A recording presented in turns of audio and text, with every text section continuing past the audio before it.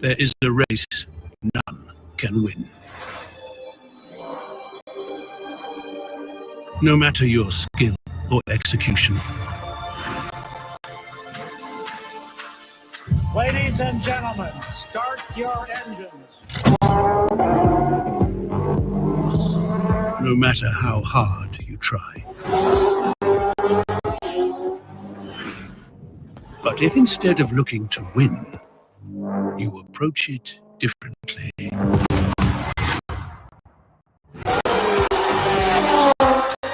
If you control everything you can, while accepting anything you can't.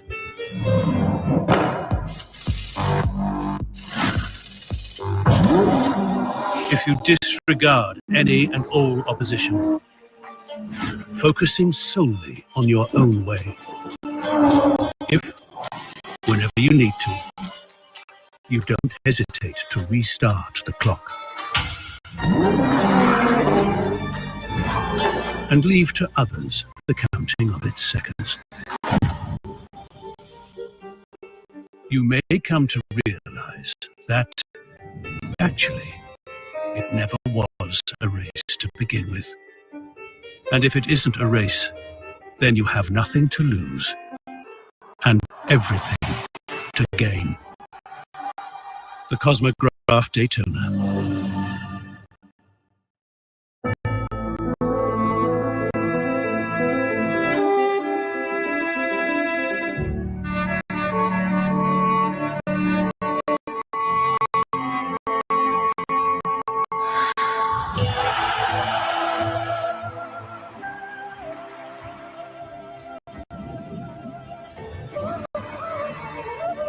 And action!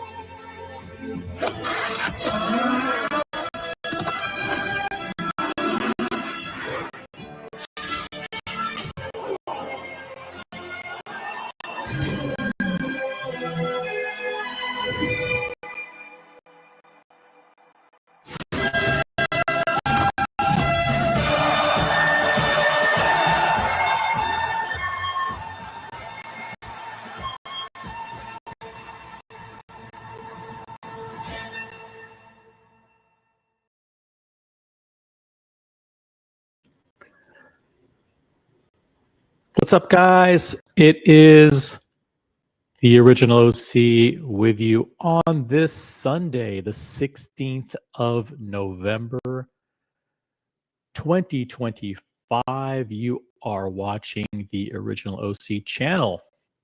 Smartwatch talk for the smart collector.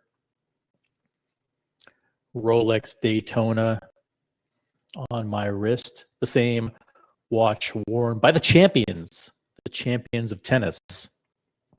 Alcaraz, Sinner. This one's rose gold with the diamond baguette dial. If you don't mind, I'm just going to do the camera off, but we've got an amazing show for you today. We've got industry news and insights regarding FP Journe and Patek Philippe. We've got breaking news from the Jizzo Club. Breaking news from the Jizzo Club. And we're going to talk about the rise and fall, hopefully the fall of social media douchebag influencers. But I'm going to do a short stream today. I'm going to try to keep the stream under 4 hours, if that's possible. Under 4 hour stream.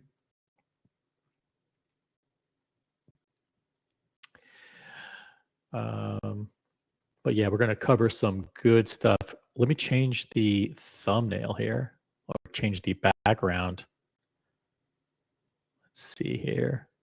Oh yeah, this will get people riled up.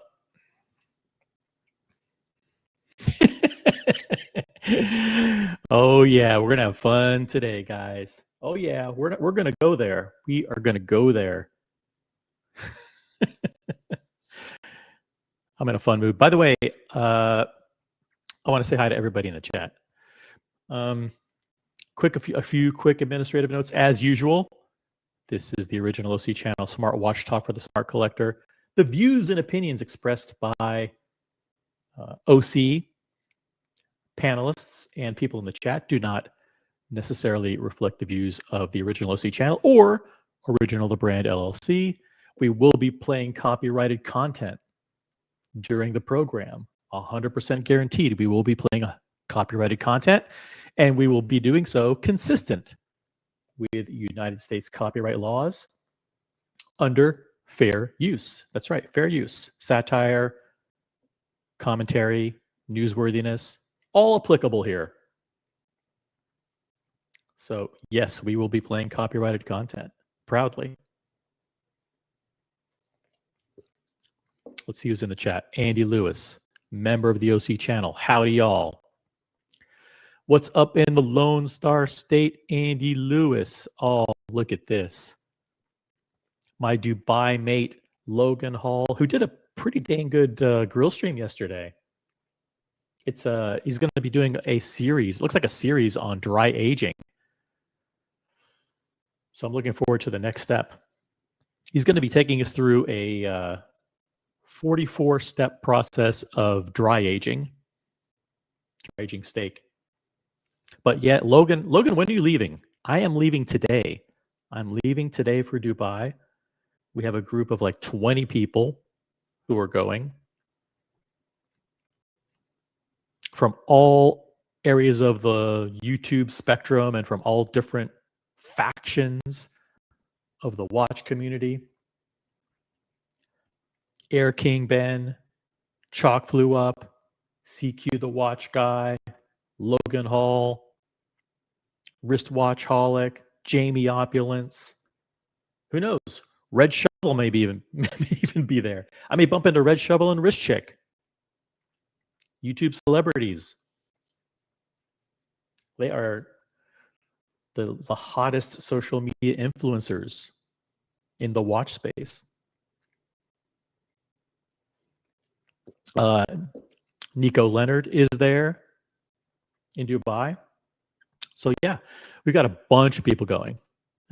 Tomorrow early afternoon. All right. Safe travels. Is that mine's a direct flight. I'm leaving on a direct flight later today. I have not packed yet. I've done nothing. I've done absolutely nothing, but I'm ready. Done nothing, but I'm ready. I will pack later today, and it's going to be a lot of fun. So apologies in advance. I will not be doing a lot of live streaming. At these kinds of events, I like to enjoy the camaraderie and the friendship of the great people in the watch community. These people are my friends, and I like to spend quality time with them. We did a meetup last month in Las Vegas. It was a private invite-only meetup. Not a single live stream. No live stream, no videos, very few photos.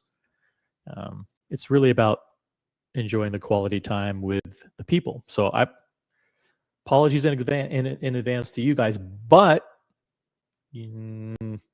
plan for Geneva next year. Geneva, April 2026. And you could be part of the crew.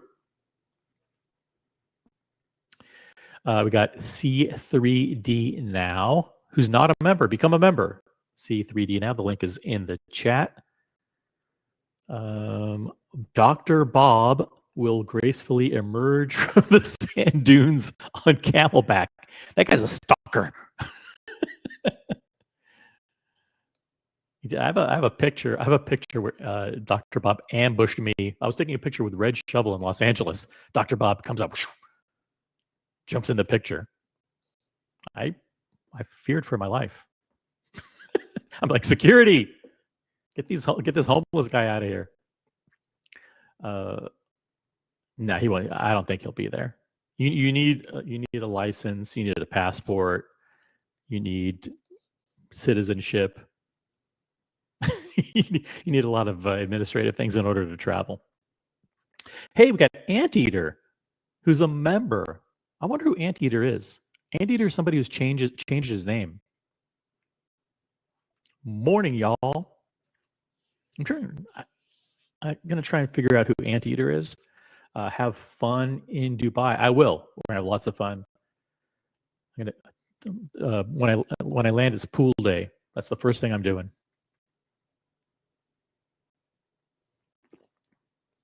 That's the first thing I'm doing. Guys, if you're watching, if you just started tuning in, drop a comment in the chat.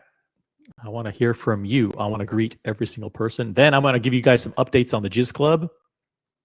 And then I want to talk about social media influencers. By the way, if you didn't watch it, check out my great live stream from the 1916 Company Watch Fair. Exclusive interviews with Armand Johnston, Mike Manjos, Mike Manjos oversees the entire Rolex certified pre-owned business for the 1916 Company, formerly Watchbox, and exclusive interview with the legendary Tim Masso. That's on the original OC channel from a couple of days ago. And I want to thank the great team at the 1916 Company, Caroline, Allie, everyone in marketing, everyone in communications, the entire team for having me. I really appreciate it. It is a privilege and an honor to be the exclusive live streaming platform. And I've done it for 1916 Company 2 times now. I've done it for Bucherer, and it's great to be trusted. Great to be trusted by the brands and the retailers. And by the way, did not get paid a penny. I do these things, and I won't accept a dollar. Will I accept free helicopter rides? Sure. By the way, the Grubel 4C that you guys owe me, I'll send you the address where to send it. I get a 1-year Grubel 4C lease.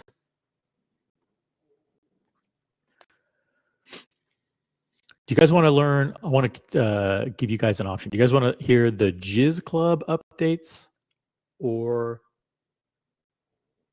do you want to talk about Journe? I kind of don't want to ever talk about Journe ever again. Can we put a moratorium on Journe talk?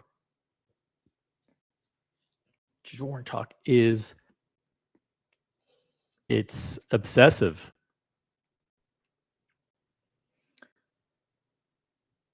But we do have news over the last couple of days. As you guys probably know, watch tariffs.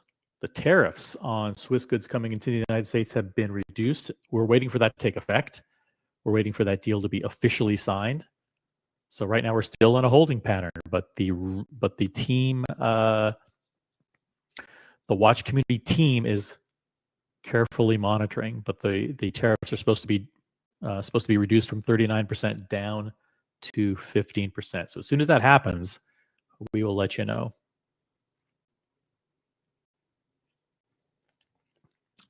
We've got Diego M in the chat doing his traditional sucking up to Jizz Club. Team Jizzo. If your team, I mean, there are a lot of people who are Team Jizzo. There's nothing wrong with it. You know, young kid hustling to get hype watches that go for way over retail, but only paying retail price by using connections and friends. That's a lot of people think that's something to be admired.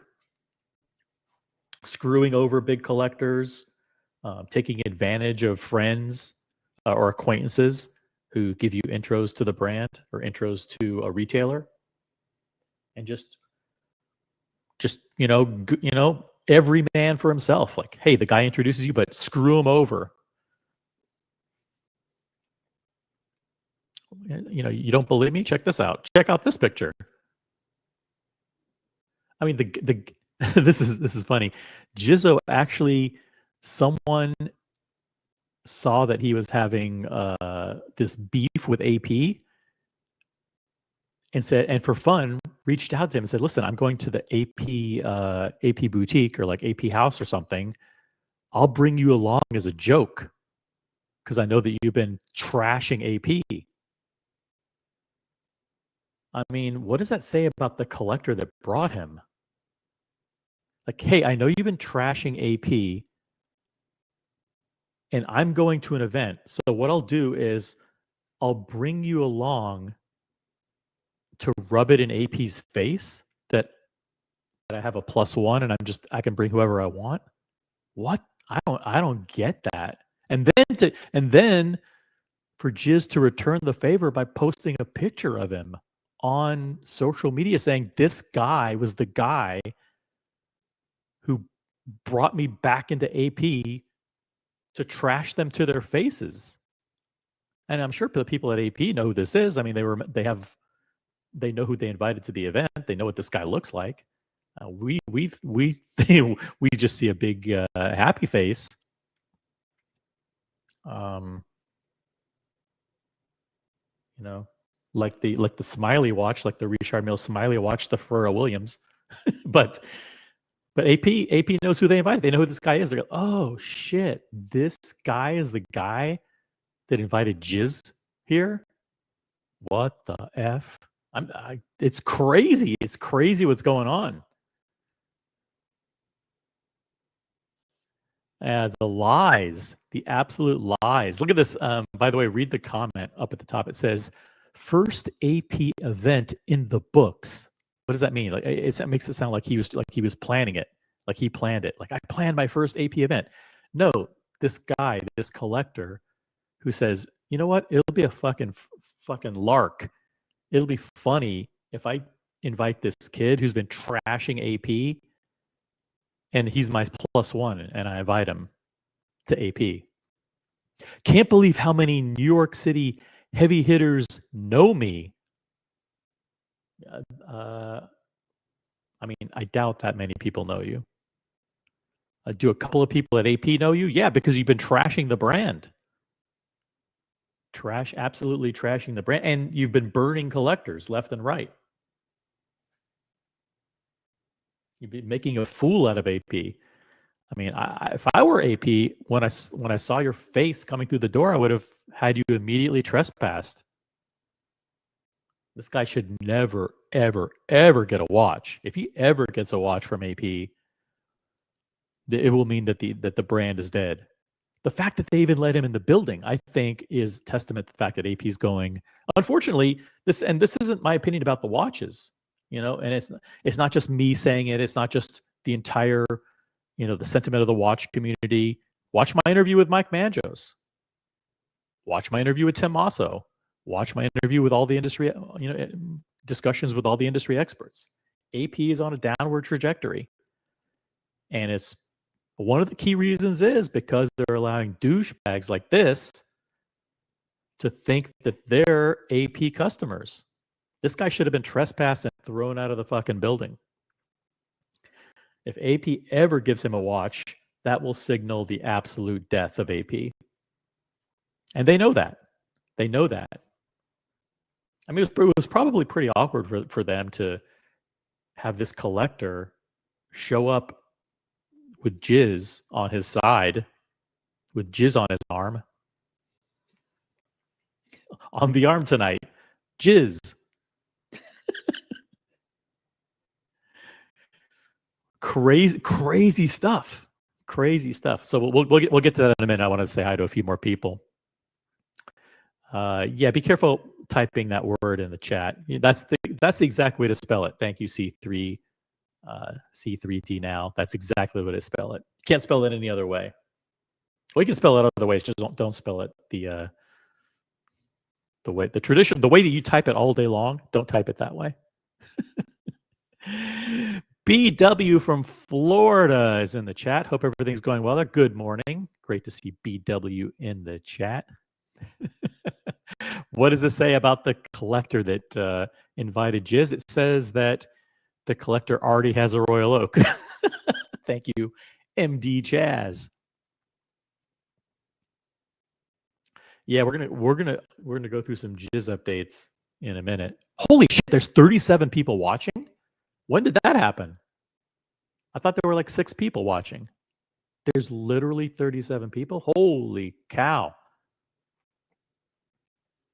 Welcome to the Original OC channel, your home for Sunday gossip. If you want to join the panel, the link is pinned at the top of the chat. Or else I'll do this by myself. But by the way, Nico Leonard, and you can like Nico, you can hate Nico, but one of the things Nico has been doing that has been consistent, or one of the things that I've been doing, is that I've been railing against these social media douchebags for months and months and months. They're destroying the hobby. They are destroying our great community. And go back and watch my interview with 1916 company executive Mike Manjos when I discussed AP and the social media influencers. He agreed with me.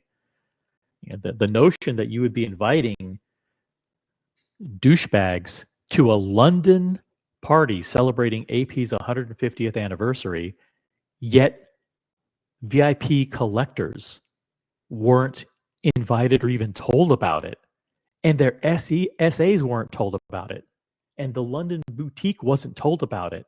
They went behind the London boutique's back and invited douchebag influencers to a party, leaving the VIP collectors out in the cold. And Mike Manjo said, "That's a mistake.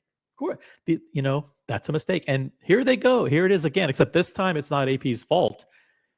This collector wanted to. I mean, he just wanted to play a prank on AP, I guess. He's like, you know what? I know this guy's fucking hated by AP and like hated by so many people in the local scene. I think it'll be funny. I think it'll be an interesting joke to actually tell him that AP's having a cocktail reception or whatever, and I'll bring the guy there. This collector should be blacklisted. I think these two in this photograph should be blacklisted and trespassed from AP for a period of 5 years. That's my opinion. The idea that you can trash AP and then come and then play nice when you've said all along that you plan on buying watches to flip. You don't really like the code 1159. You don't really like anything, but you want to get the hype piece that sells for over retail. I think it's a slap in the face to the brand. Slap in the face to the,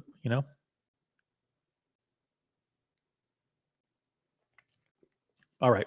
So let's, should you guys want updates on Jizz, or you want to talk about social media influence? I got a whole bunch of stuff to talk about, but I'm only going to stream for, let's see. I was going to stream for 4 hours. Let's change that. Let's modify that. Let's go down to 1 hour. I'll just do a 1 hour stream.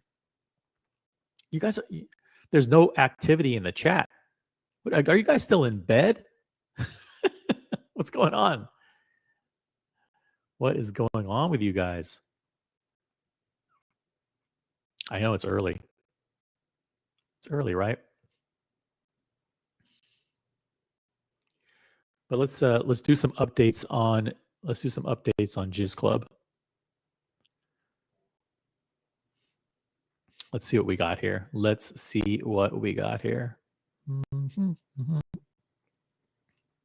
Okay, first this.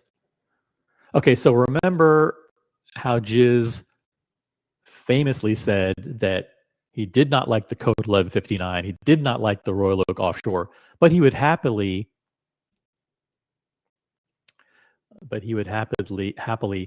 buy them for his friends and family.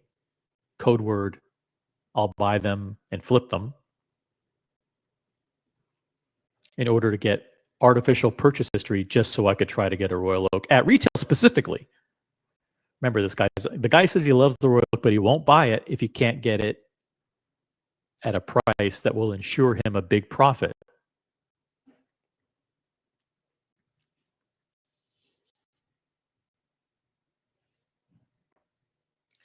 So he just did this video. We'll play it in a second.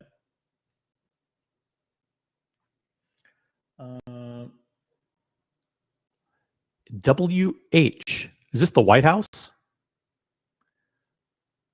When are we doing an unboxing stream?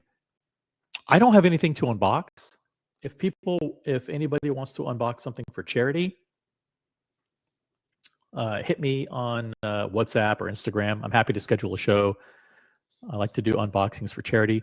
The other option, if you're interested, is we do private streams too. So if you want to do a private live stream where you invite a list, where we set up a YouTube show, a live stream, and you have the link to it, and you can distribute the link to your family and friends, and you can control the invite list. We do that as well. I make my channel available for private unboxings. So that means nobody else can see it. Like, you don't want the public to know what you got. Like, if you got like an incredible Richard Mille, you got a super hard to get Patek or a hard to get AP or whatever, and you just don't want the public to know about it, we'll do a private unboxing. So just let me know. We'll set it up. You'll have a private link to join the panel, a private link. You'll send out a private link to the YouTube show to everybody. And we can do that. But I like to do the unboxings. There's so many people who've gotten watches, but if they don't want to come on and unbox it, that's their prerogative. They don't have to.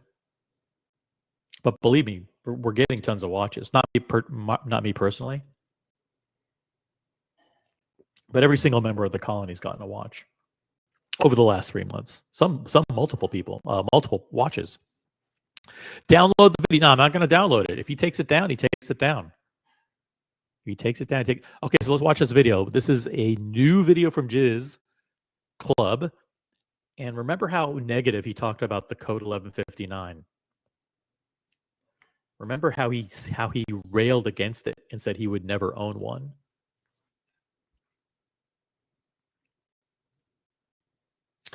Hey, Psych Student Minnesota. Hey, OC, got the call for the yellow gold Rolex Day Date 40, but it was for the ombre green dial. I asked for the anniversary green dial. The AD had it wrong in the system.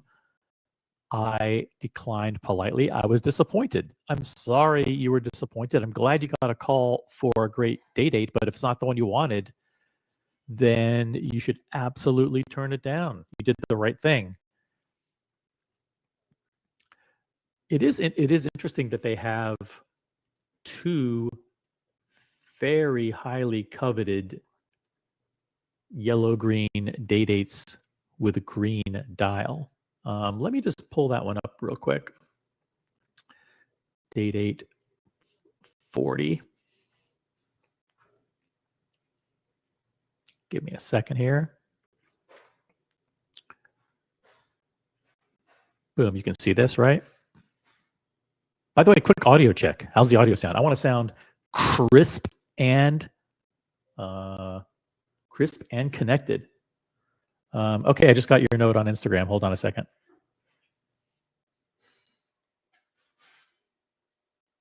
That definitely qualifies for an unboxing. Yeah, let's schedule. Yeah, that's a. I like to be surprised. By the way, in the future, if you have an unboxing, don't tell me what the watch is. I like to be surprised. I trust you guys. If you say it's an approved brand, I believe you. But yeah, that qualifies for a charity stream. So let's do it. We can do it like when I'm back. So thank you to the person who just sent me a note. Yeah, we'll do this, but we'll do it when I come back from Dubai, and we'll pick a charity. Thank you. Let's see here. And to Psych Student Minnesota, let's see here. Let's check out all the different variations of the yellow gold day date. Okay, so first you got your traditional black sunray dial. They call this bright black. And then they have, this is the dial that Psych Student Minnesota wants, which is just the green, like the glossy green. It looks like a lacquer dial. Very, very attractive timepiece. This is the green ombre. There's something about that, the green with the black. It's really, really attractive. And then you have your more conservative and traditional colors. You have champagne stick or champagne baton. You have champagne deconstructed Roman. Then you have silver Roman, silver baton, white Roman, and now you get to the black but with diamond baguettes. And then you have onyx, yellow gold with onyx and diamond baguettes. And then you have champagne with baguettes. There's a lot of variety in the yellow gold day-date range. You have mother of pearl with diamonds. And then you have diamond pave dial. So look at the price ranges here. I mean, that's a lot of diversity and a lot of flexibility and a lot of choice in the yellow gold day-date lineup. This is just for the 40 millimeter. You go down to 36 and you even have more choices. You have different bracelets, you have different bezels, all kinds of stuff. Right? So you got black, you've got green gloss, you've got green ombre, you've got champagne baton, champagne Roman, silver baton, white Roman, black with diamond baguette, onyx with diamond baguette, champagne with diamond baguette, mother of pearl with diamond baguette, and diamond pave. It goes all the way up to 67,000. So diamond pave is 67,000. Mother of pearl, 49,800. Champagne, 48,750. Ooh, onyx, 54,900. 48,750 for black diamond baguette. Then without the diamond baguette, it goes down to 44,200. 44,200 is now your standard price for the Rolex Day-Date 40.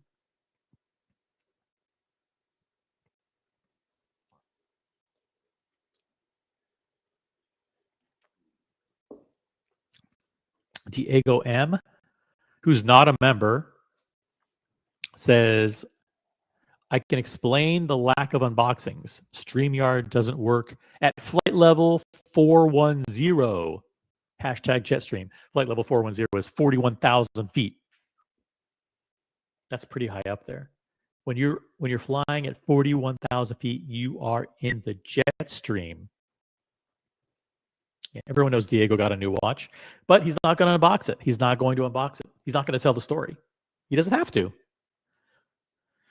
Doesn't have to. But everybody got watches. Everybody continues to get watches. I know we will share. We will share and celebrate with the community in due time. In due time.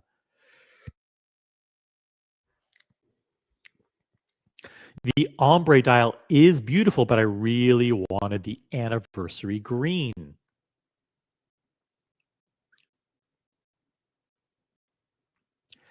I think if you're spending $45,000, you should get the dial color you want. 100%. 100%. I agree wholeheartedly. My AD has been great to me. This was definitely a disappointment. It could have been just a mistake. Could have been just a mistake. Don't worry about it. You'll get your dial. Don't worry. But when you get it, don't tell anybody and just message me privately and we'll do a surprise live stream. Cool. Steve Reisman in the chat. Would you say Rolicium Yachtmaster? That is the Yachtmaster with the platinum bezel. That's a dumb name, by the way. Is a true steel sports watch, even with the platinum bezel. Well, there's such a thing as a luxury sports watch, right? Let's pull it up. Let's pull it up. Boom. Here's the Yachtmaster. Let's configure it. I'm going to choose the Yachtmaster 40. This one is two-tone. We can just go to the regular steel and platinum bezel. There are two choices. These are the two choices that have been in the catalog for quite some time now. a few months, right? Maybe a few years. A few years, this has been the choice. You either choose, used to call this rhodium, but it's slate now, or bright blue. Shout out to Bright Blue Comet. If send a text message to Bright Blue Comet with a timestamp of where I did a shout out.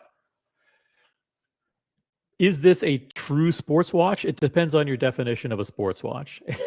This is a luxury diver. It's got polished center links, platinum bezel. It's flashy. It's a beautiful watch. Is it a sports watch? Sure. Why not? Is it a true sports watch? I don't know. Who gives a fuck? Who gives a fuck? Hey, we got Tan from France in the chat. Hello, everybody. What's up, Tan? Good to see you back in the chat. How long has it been? Haven't been around lately. Hope you're doing well. By the way, I was in Paris a couple of months ago, and I really, really, really wanted to meet up with Tan.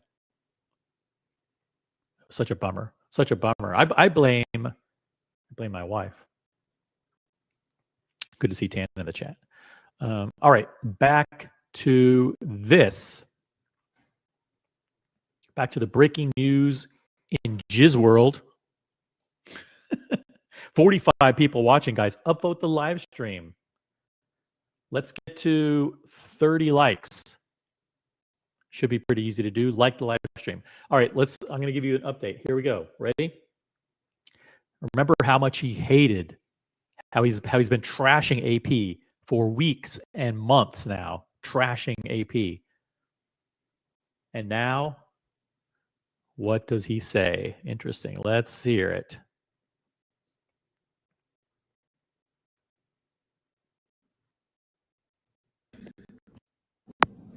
Love the code 1159. Freaking beautiful. Let's go. Beautiful. Let's go.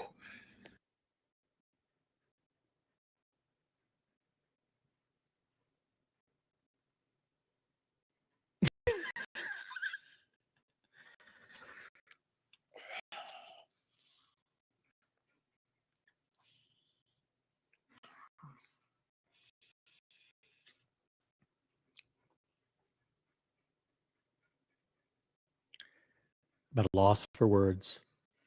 I'm at a total loss for words.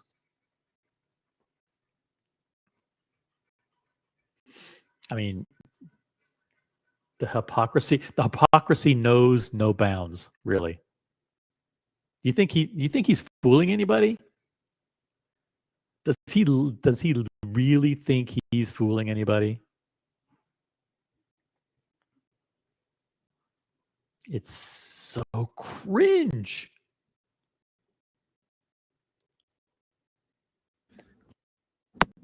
Love the code 1159. Freaking beautiful. Let's go. Love the code 1159. All right, so that's that. Unbelievable. Unbelievable.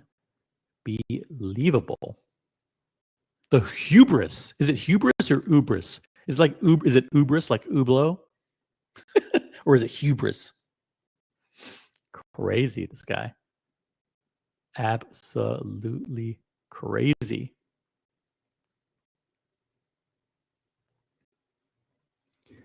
Let's see what else here. I mean, that's just the tip of the iceberg. The absolute tip of the iceberg.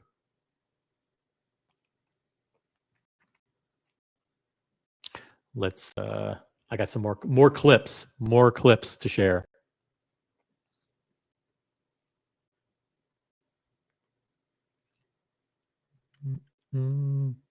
More clips to share. Ready?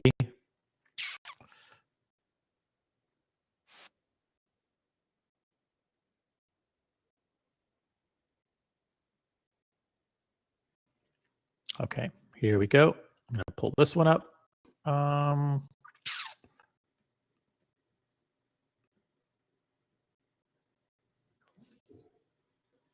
More jizz updates. Jizz updates.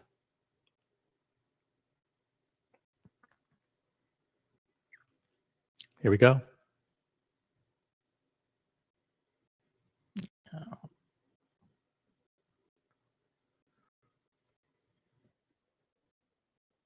Last night. Here were some of the watches I saw. Let me know in the comments which one is your favorite. I saw this 37 millimeter purple dial RD3. First time seeing this in person. This collector brought out his titanium offshore chronograph. So this is supposedly the event that the collector who wanted to rub it in AP's face invited him to, and he starts taking pictures. We did a group wrist shot. I'll just go clockwise. I was wearing the 126 Panda Daytona. I wore my Panda Daytona that I got from the AD as my first watch. I just walked in and got it, according to Jizz Club. This collector was wearing his green dial 41 millimeter. That's a nice watch. That is a nice watch. By the way, let's count how many offshores, millineries, and 1159s. See, let's count how many offshores, millineries, and 1159s he shows in this video. Royal Oak chronograph. This was his fourth piece. This guy was wearing his 15500 ST blue dial. This lady was wearing a Royal Oak mini yellow gold sunburst dial frosted yellow gold 37 millimeter Royal Oak. Her husband was wearing the smoked yellow gold chronograph. This collector was wearing the 15407 ST open worked. Got it on the gray market. This lady was wearing the white ceramic Royal Oak, and this guy was wearing the white gold khaki. Who the fuck wears a Patek Aquanaut to an AP event? That is just weird. Why? I don't know. Do you guys think that's weird? Why would some? By the way, how many Code 1159s did he promote? You guys got crackly audio? Hold on a second.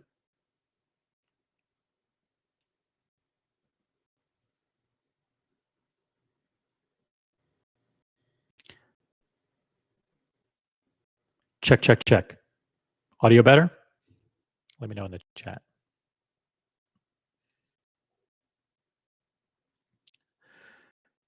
Thank you, D-Wood. Guys, yeah, quick audio check. If it's crackly, let me know quickly. And if not, let me know if it's fixed. But yeah, why would spare the rod, spoil the child? Asian folklore. I'm not familiar with Asian folklore, but there are a lot of people in the community who know about Asian culture and how these Asian hype beasts impact the luxury goods industry. They pump and dump in the luxury watch industry. The brand is hot one day and it's not hot the next. Yeah, let me know what you guys think about wearing an Aquanaut to an AP event. I want to hear your sentiments. The Mall is the first person to jump in. He says wearing a Patek to an AP event is called Big D Energy. Everyone knows the AP Royal Oak is what you get when Patek doesn't give you a Nautilus. Let me see if I can understand that.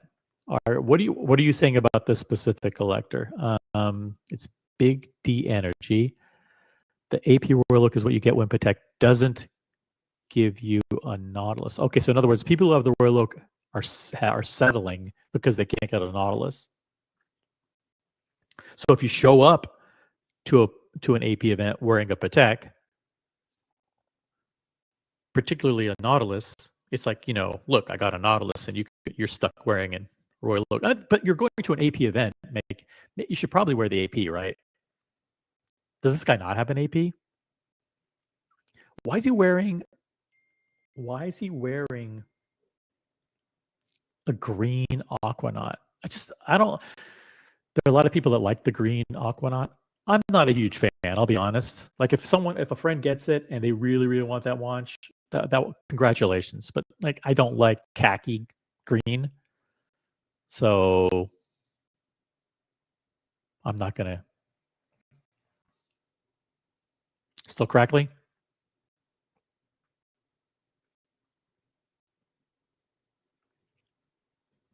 Dang.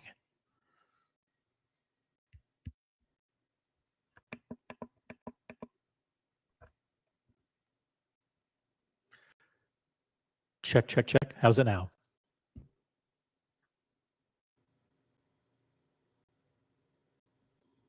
Let me do this. Let me unshare the screen and share it again. Hold on a second.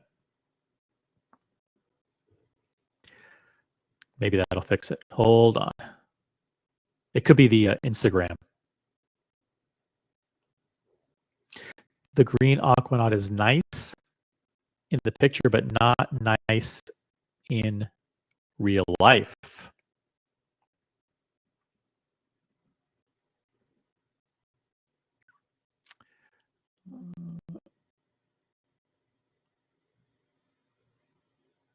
Boom.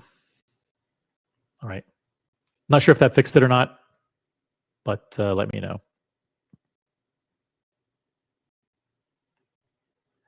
Let's get back to this this video.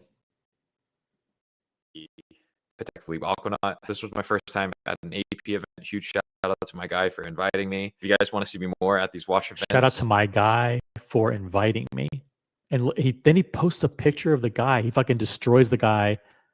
I mean, when AP finds out that this is the guy that invited him, he should be blacklisted, right? Blacklisted, should never get another AP again, and should be trespassed from AP house for inviting a known enemy of the brand behind the gates. So that's what's going on there. The hubris. Hey Jzo, I need your take. Hey, Would you Jizz rather Club, take the now he's going back to talking about AP 16202s now. Look, guys, don't forget. I really want the Royal Oak 16202. That's what I want. 16202 XT or the 15510 BC? Hands down with no hesitation, it's the I'm a 16202 XT. 16202 guy. I thought I was a 15510 guy, but then people said, Jizz, you're not a 15510 guy. You are a 16202 guy. Yeah, they told you that. They said, hey, you know what? The absolute hardest watch to get that goes for the highest percentage over retail, that's the one that we want you to get. Good luck. It's a 39 millimeter jumbo, so it fits my wrist a lot better. The 15510 BC is more rare, from my understanding. It's limited to 100 pieces. It's rarer. How come you don't want it? My issue with the 15510 BC is that it looks exactly like the 15550 ST. Obviously, the 15510 BC is made out of white gold. You can't get it, so you're not even going to try. If you thought your friends could hook you up with one, you wouldn't hesitate. As the baguette hour markers, both retail for around $100,000. But yeah, it just looked too much like the 15. What is the kid who just graduated college doing looking at $100,000 watches anyway? Right? Unless this guy is super rich, like he comes from a rich family, and maybe he does. I don't know. There's nothing wrong with that. I'm all for generational wealth. That's cool. And if any brand has identified anybody as someone who's like really rich and is going to blow a bunch of money on watches early on in their life instead of, working hard, saving for retirement, all that stuff, hey, more power to you. Maybe the guy's totally loaded. I don't know. Don't know anything about his personal life. The ST. Interesting insight on the 16202 XT, though. For whatever reason, among the AP collectors I talked to, a lot of them have the 16202 XT. It's definitely not as rare as the 15510 Of course BC. it's not. Let me know. Of course. I mean, come on. That's the BC's limited edition to 200 units. And the one on the left is probably, they make hundreds of them. Probably hundreds out there already. What So do you guys yeah, like? I mean, and then the next one, you're really going to cringe. The next one, you're really going to cringe because he talks about the 1159 again. Occasional light cracking. Sorry, guys. It is what it is. I'm gonna blame it on StreamYard. You know, StreamYard has issues. I love me some more Jizzo bashing. Thank you, Johnny O. Good morning, by the way. From Johnny O from Chicagoland. Guys, upload the live stream. Let's get to, we don't have 30 likes yet, guys. 30, we need 30 likes.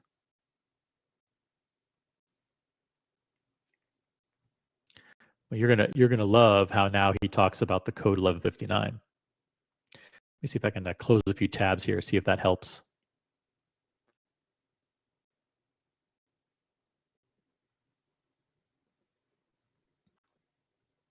Ready? I'm in a very good mood. Today I'm going to share with you guys my favorite code 1159s and give you guys. This is a guy who honest trashed the 1159s for his entire time on YouTube. His entire time on social media, the guy did nothing but trash Audemars Piguet. And now, and he trashed every offshore, he trashed every code, and now he's going to cherry pick a few codes that he likes, but he'll never request. He won't buy them. Well, he might buy one for friends and family, but this effort to resurrect yourself in the eyes of AP is so transparent, so transparent. I'm going to show you some codes that I actually like. Of course, I won't actually request them, and I won't buy them. but positive analysis on the code 1159 line. Contrary to popular belief, I actually don't hate the code 1159. 100% lie. 100% lie. The guy, for his entire time on social media, has never said a nice word about the code 1159 or the offshore. Specifically said that he would never buy it. He said he only wants a Royal Oak. And he wants the Royal Oak as his first watch, and he'll only buy the Royal Oak if he can get it for below the market price. He doesn't love it for the watch. He loves it only to get it at retail. But listen carefully to how he phrases it, by the way. Listen very carefully. Contrary to popular belief, I actually don't hate the code 1159. I genuinely like certain code 1159 complications. For example, I actually like certain code 1159 complications. I don't like the code 1159 watches, but I like the complications that are inside the movement. Listen how sneaky that is. That's absolutely sneaky. Listen to that carefully. He doesn't even say he likes the code 1159. He said, I like the code 1159 complications. Like this guy. He thinks he's pulling one over on AP. It's not happening. It's not happening. I don't hate the code 1159. I genuinely like certain code 1159 complications. Did you get that? Analyze that, guys. Analyze that.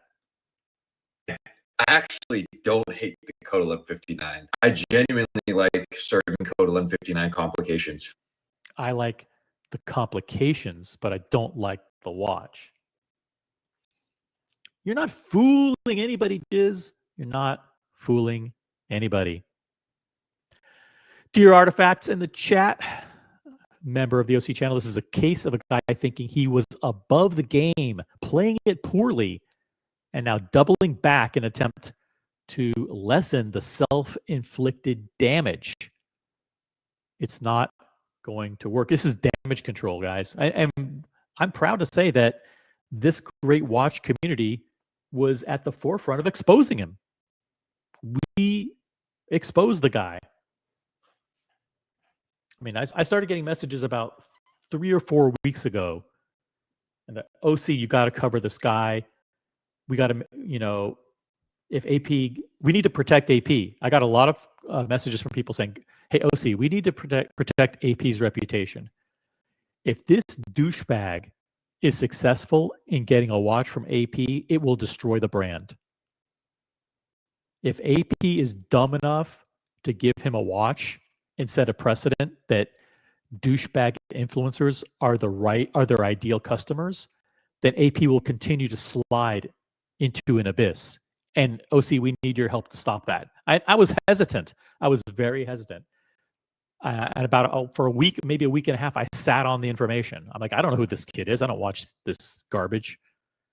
I don't watch like social media influencer garbage on. I don't have TikTok, so this guy's big on TikTok, but he's also on Instagram too, I think.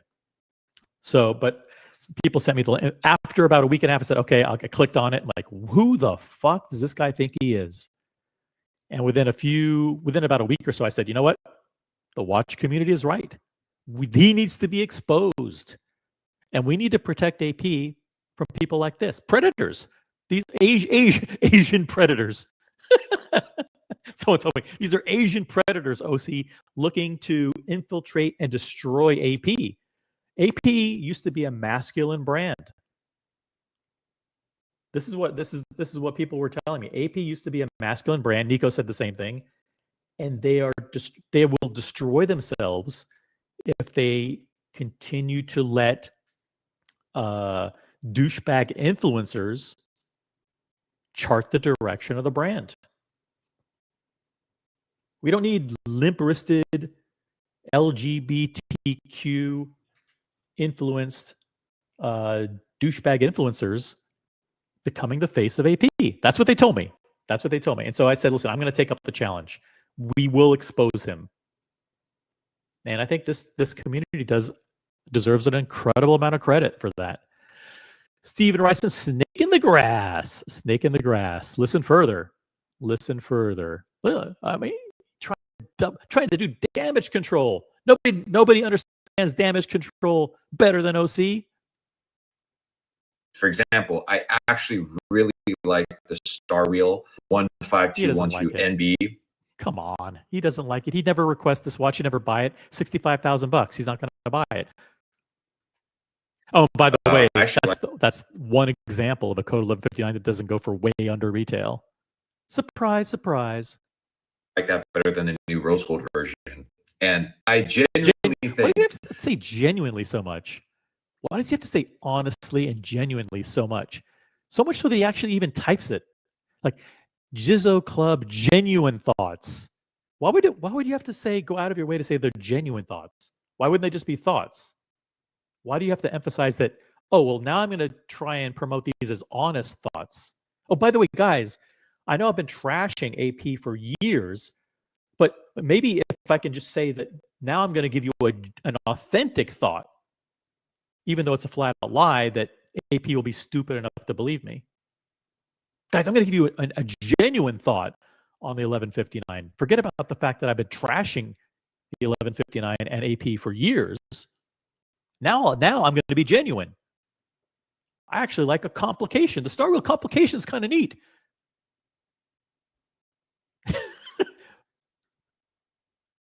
Right? If I had the disposable income... He doesn't... Oh, wait a minute. What is he saying here? Hold on a second. And I genuinely think, right, if I had the disposable income to play the AP retail journey, like holy shit. Boom. Boom. He just fucking self-imploded. Jisplosion, guys. He just ruined everything. He let the cat out of the bag. Oh, he just let a truth bomb fly. If I actually had the money to play the AP retail journey, then I would buy the watches. I don't have the money. Therefore, I can only buy the watches that go for over retail.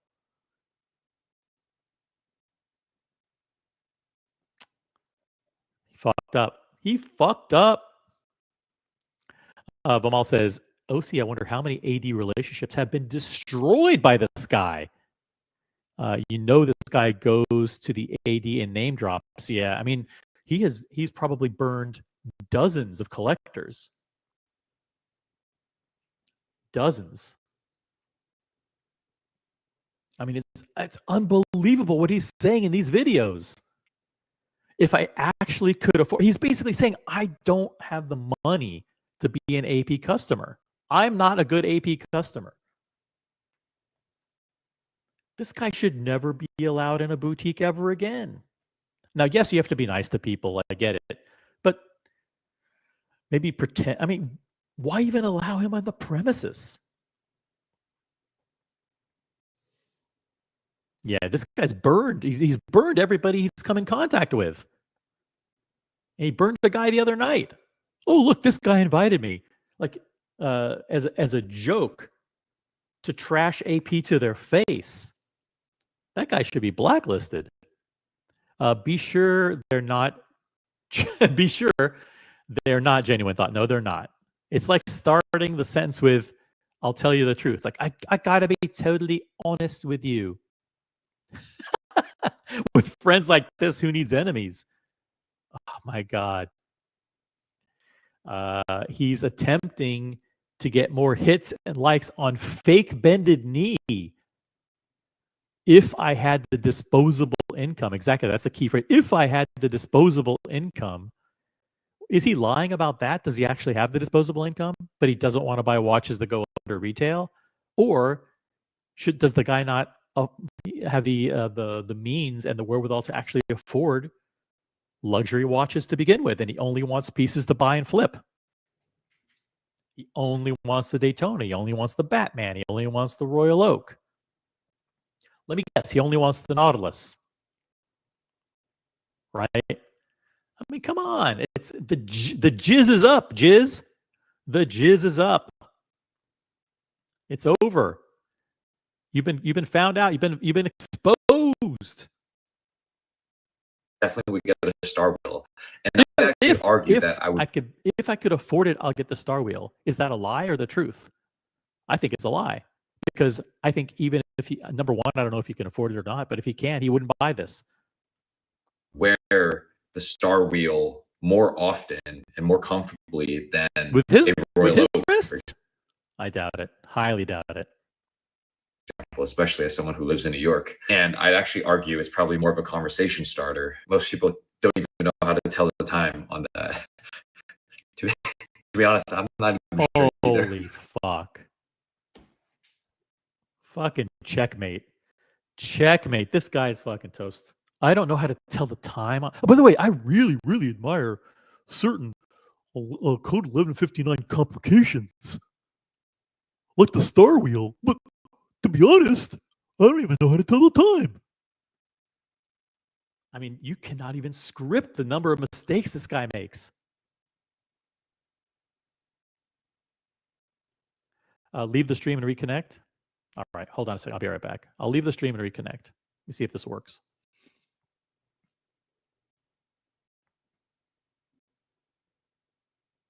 Hold on. I'll be back, guys.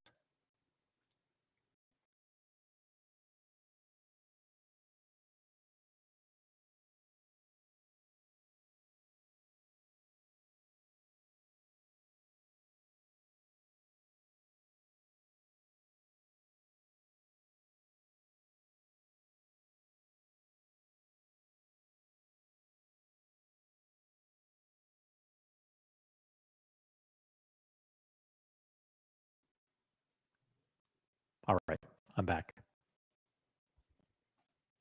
Hopefully this works. I mean, StreamYard, the money I pay for StreamYard, actually, I should say the money that you guys pay through your support, through your memberships for StreamYard should be flawless. What a disaster.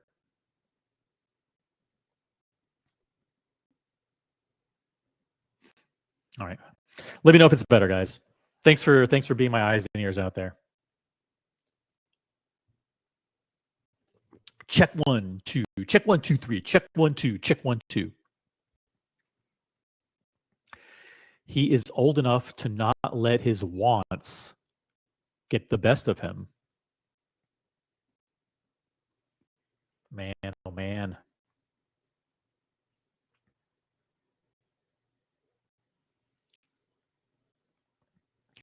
This is insane.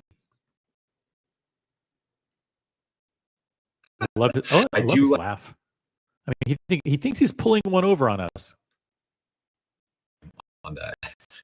To be honest, I'm not even sure either. I can't even tell the time. But I'm such a fan of the complication. Who the fuck does he think he's kidding? I do like the tourbillon open work. Of course you do. Why not? I love the open work tourbillon. Another watch that's extremely expensive that I'll never ask for from AP.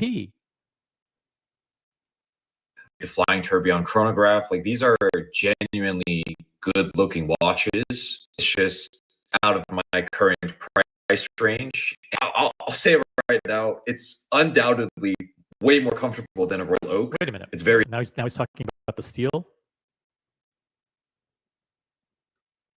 Watches. It's just out of my current price range. I'll say it right now, it's undoubtedly way more comfortable than a Royal Oak. It's very light. It actually sits on the average wrist really, really nicely. So from a comfort standpoint, I do like about the code 1159 time and date. it, but from a price standpoint, I do find it a bit hard to justify. Like the most basic blue dial price, code 1159. This is one of the cheapest watches that AP even makes. What is he talking about from the price? He can't afford it. He can afford spending $30,000 on a Royal Oak, but he can't spend $27,000 on a code 1159. Interesting. I wonder what the difference is between the code and the Royal Oak. Guys, do you know the difference in between spending $30,000 on a Royal Oak and $28,000 on a code 1159? What is the key differentiator, do you think it is in his mind? In his mind, what do you think the key difference is? Do you think it's comfort and wearability? You think?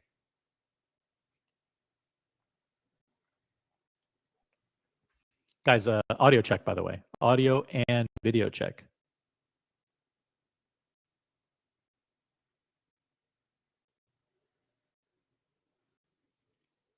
What do you think the key difference is for him between the code 1159 and the Royal Oak? They're both the same price. Do you really think it's wearability?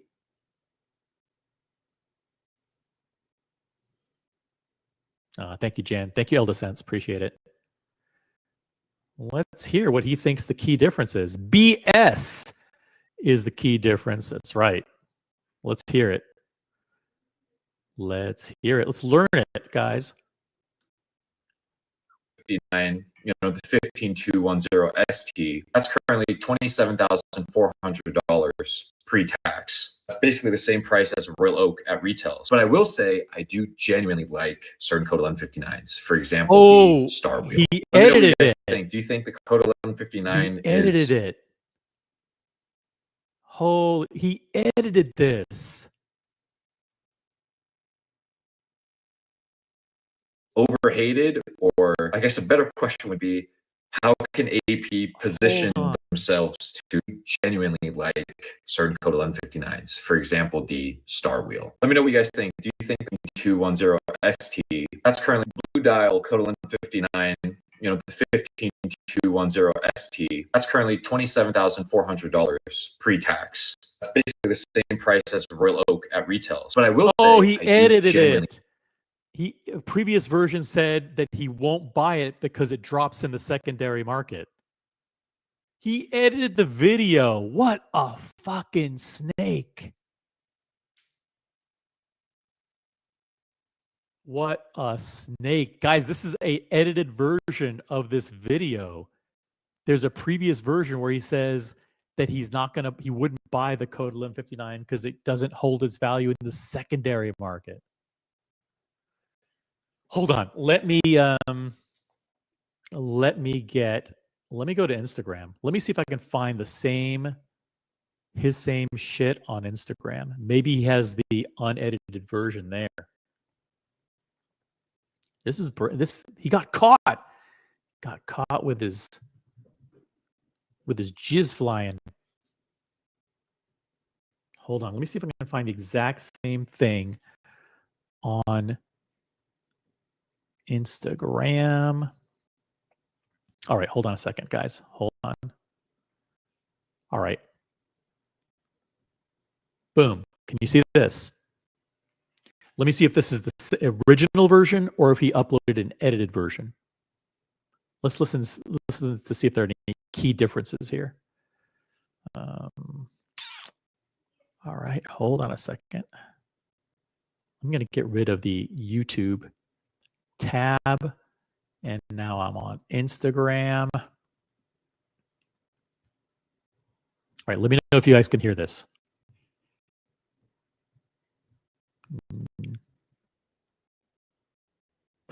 59s and give you guys an honest but positive analysis on the honest but 1159 positive, guys. It's going to be honest but positive. I'm going to include two words that I've never ever included in a video before when talking about AP. Okay, I'm going to say that this commentary is going to be honest.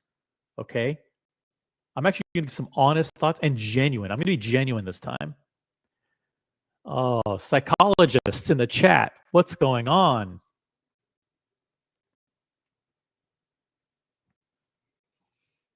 Wow. Let's see if this is the original one or if he edited it. Contrary to popular belief, I actually don't hate the Yes, Code he does. 59. He does. I He's said it genuinely a million times. He hates it. Hates it with a passion. like certain Code 1159 I like complications. complications, but I don't like the watch. Very sneaky of you. I can appreciate the horology contained within several references of the Code 1159 collection, but I don't like the watch itself. For example, I actually really like the Star Wheel 15212 NB. He just read that reference number. He didn't know it by heart. If he really loved the Star Wheel, he would know the reference number. I actually like that better than the new rose gold version. And of course, I like this one better because I know that this one's being pretty much phased out and discontinued. So I'll never get offered it. Everything's so transparent. Guys, look, Jizzo Club, genuine thoughts. And I genuinely, how many times is this guy going to say the word genuinely? genuinely think, right, if I had the disposable income But I to play don't the EP because Tell I'm Journey, poor, or I'm saying that I can't because I don't want to buy watches that go for under retail. like I definitely would get a Star Wheel. And I'd actually argue that I would wear the Star Wheel more often and more comfortably than. Oh yeah. Well, actually, I mean, on many people, the Code 1159 would be very comfortable. On 6.5-inch wrists, Especially as not. someone who lives in New York. And I'd actually argue it's probably more of a conversation starter. Most people don't even know how to tell the time on that. To be honest, I'm not even sure either. Most people don't know how to tell time, and put me in that group of most people. I'm such a fucking moron that I don't even know how to tell time on a watch that I think is a great complication. I do like the tourbillon open worked, the flying tourbillon chronograph. Like these are genuinely these are genuinely good, guys. As opposed to how I've trashed AP for years. Now I think these are genuinely good all of a sudden. Looking watches. It's just out of my current price range. Yeah, by the way. Yeah, I only want a Royal Oak.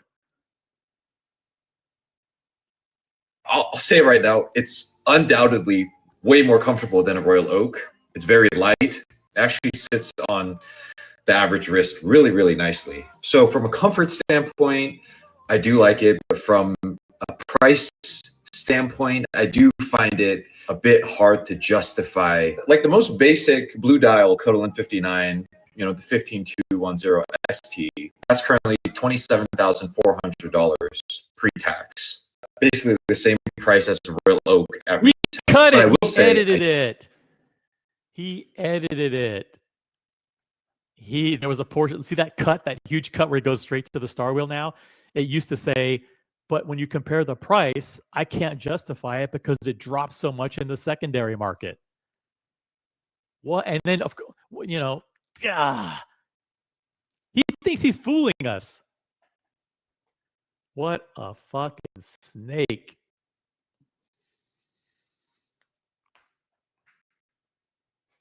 Absolute scumbag.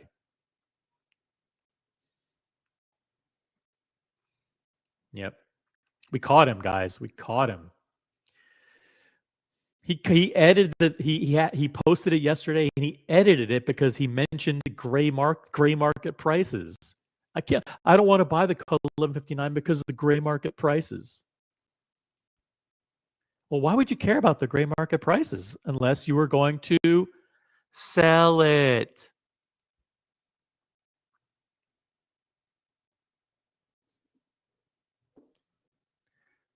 Awful. Absolutely awful.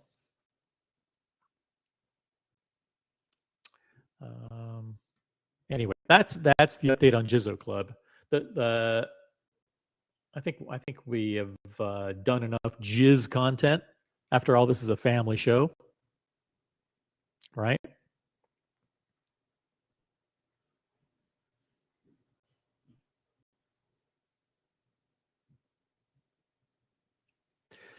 Let me see here if I can have something else.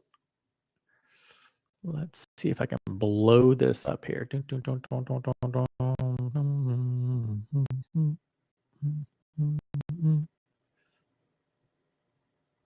Got it. All right.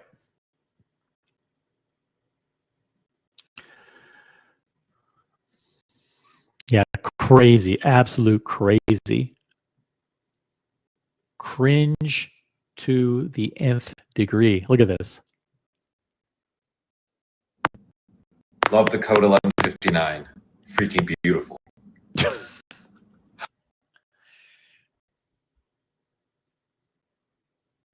Absolutely. It's an absolute outrage. It's an embarrassment.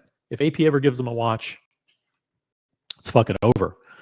Absolutely over. All right. Does anybody want to jump on and talk about this? Because I'm going to transition to the next topic.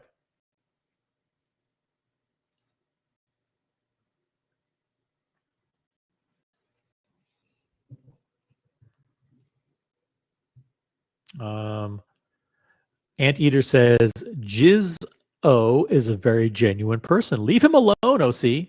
Sure he is. Sure he is. Very genuine. That's a good use of the word genuine. Guys, please type in a comment and make sure that your comments include the word genuine in the comment. Got JDMTL in the chat. Welcome to the show. Thank you for upvoting. Hey, Vimal with a highlighted comment. Flamingo Blue. Have fun Dubai trip and look forward to some streams. Thank you, Vimal. I will not be streaming in Dubai. I might stream one day at the Dubai Watch Week to give you guys some watch content. But you guys have to understand that these events, when we do these big meetups, that they're not for public consumption. You know, part of the fun of being at a big watch meetup like this is spending quality time with the people, and not live. We're not, not live streaming. There's no bro house, you know. There's no bro house where we're streaming 24/7. It's not Big Brother. You know, the people in our watch community, the people with whom I'm going they're the big mega collectors, the cool people in the community. By the way, don't type Stephen. Don't type that word the way you spelled it. YouTube doesn't like that, and I don't like it either. So you have to come up with an alternate way of typing that word. Thank you, Vimal. I'm leaving today, but I wanted to do a stream for you guys. Is it okay that I wanted to do a stream for?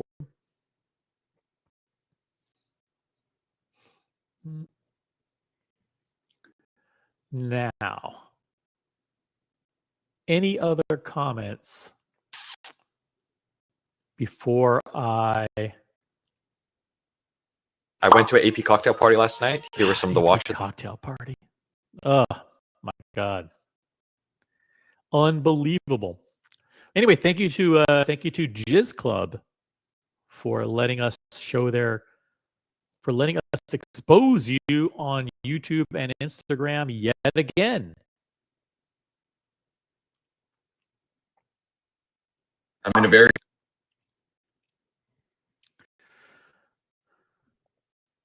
And these comments definitely look these comments look censored. I like the code. I own a few and plan to have more of them. There's a perception that the codes are mispriced, whereas they are dramatically more complex to make than Royal Oaks. It's likely more costly to produce. Get the fuck out of here. This guy had a version of this video where he said that they were priced to the point where he didn't want to pay the retail price for them.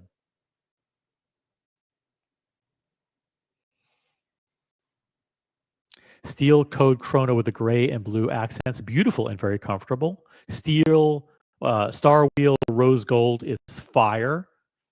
Best code is definitely some of the older tourbillons and the new baby blue perpetual calendar.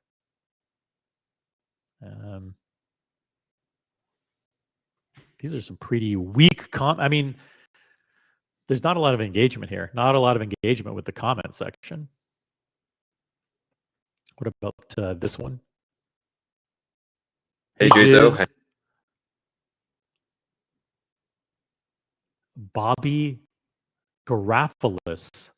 I'm an owner of the 15510 BC. Why would you say that in public?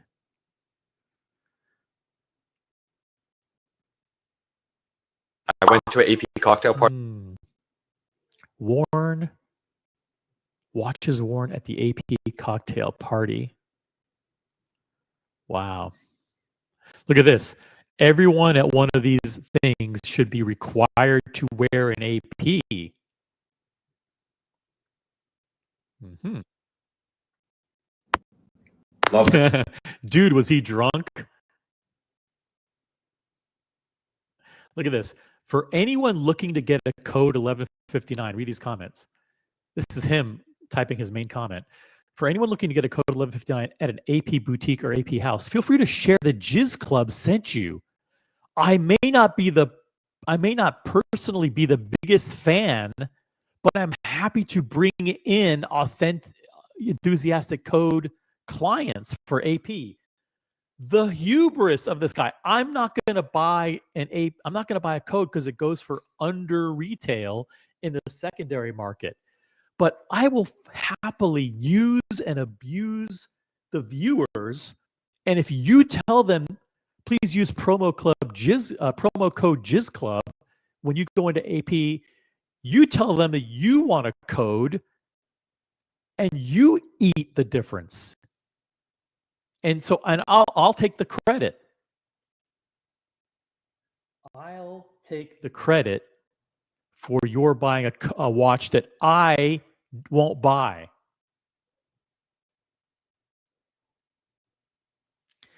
This guy needs damage control in a serious way.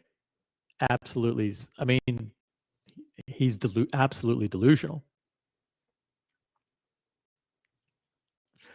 I mean, Diego's right. He doesn't know what he doesn't know. We can fix him. We've offered.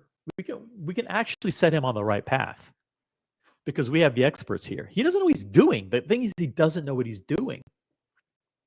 He's burning people left and right, and that's fine.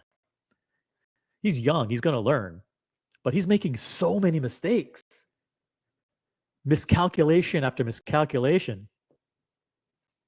I mean, he's really, really just crazy. The guy's crazy, and not in a clinical sense. He's just like off the rails.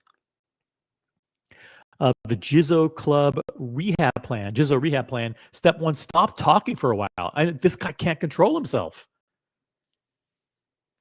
I mean, we've given him tons of great advice. Don't mention some of the shit in public. if you want to do your videos, your videos where you show other people's collections, great. Show some other people's. Don't talk about your own experiences. Don't burn all these collectors. Don't burn these people. And I am a firm believer that the AD that sold him the Panda Daytona at retail as his first watch from Rolex, that AD should, and I have a pretty good idea who it is, that AD made a colossal mistake because there are hundreds of loyal customers who were passed up for this kid. It was a huge mistake.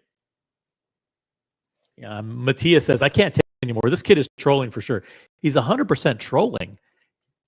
And we have supported AP here from the very beginning. They're an approved brand. This guy is making a mockery of AP. This guy's direct and flagrant attacks on Audemars Piguet need to be stopped. This guy is destroying AP. This guy is no doubt. Make no mistake, guys. This guy is attempting to destroy AP from the inside out. He's infiltrated brainwashed some collectors. And this guy if this guy gets any AP will be doomed. Delusions of grandeur. That's for sure. Absolute delusions. Where is Chuck Schumer's nephew, says Brody. Welcome to the chat, Brody. When you need him, he's available. He's available for damage control.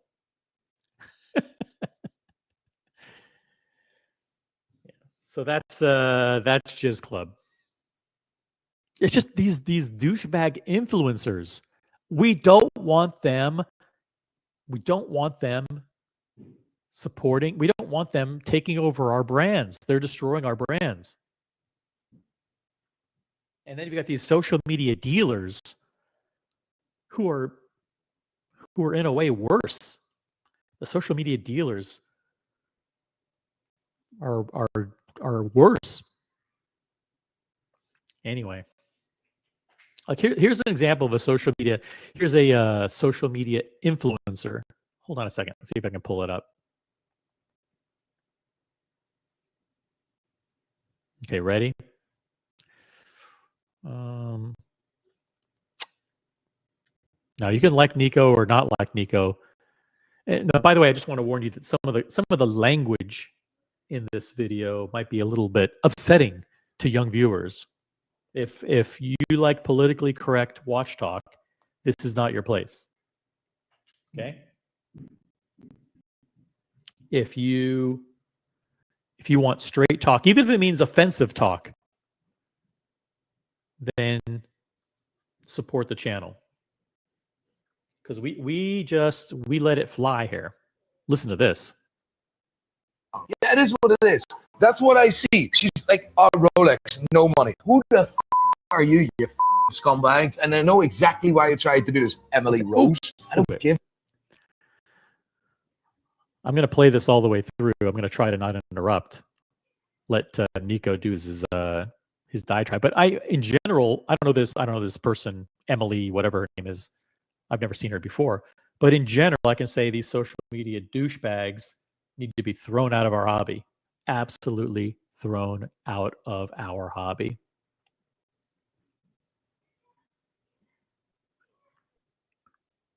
Give a f. You wanted attention, you got attention, now f off. Would you take this person serious? You're the one that's poor, by the way. And you know what? There's nothing wrong with you being poor. But there is something wrong with you being an absolute f***ing arsehole. You're a piece of shit, Emily. F off. Please do not watch this video. So here it is from the beginning. Rolex. No money. Omega. No money. Patek. Philippe. Old money. Audemars Piguet. Old money. Look at that grim smile on her face. Who the f does she think she is? No offense to any woman, any way, shape, or form. I can't take this piece of shit serious. All I can visualize is her trying to flirt and suck to get a deal done. Yeah, it is what it is. That's what I see. She's like, oh, Rolex, no money. Who the f are you, you scumbag, and I know exactly why you tried to do this, Emily Rose. I don't give a f. You want attention, you got attention. Now f off. You know, Would you so like, I gotta say, anytime I see one of these douchebag influencers with their stupid videos, I just scroll right past it. But the volume is unnerving. The amount of garbage content on Instagram and YouTube Shorts, the amount of garbage that's infiltrated our hobby. These, and again, I don't know anything about this specific person, but these awful influencers and the awful dealers becoming celebrities. It's a fucking joke.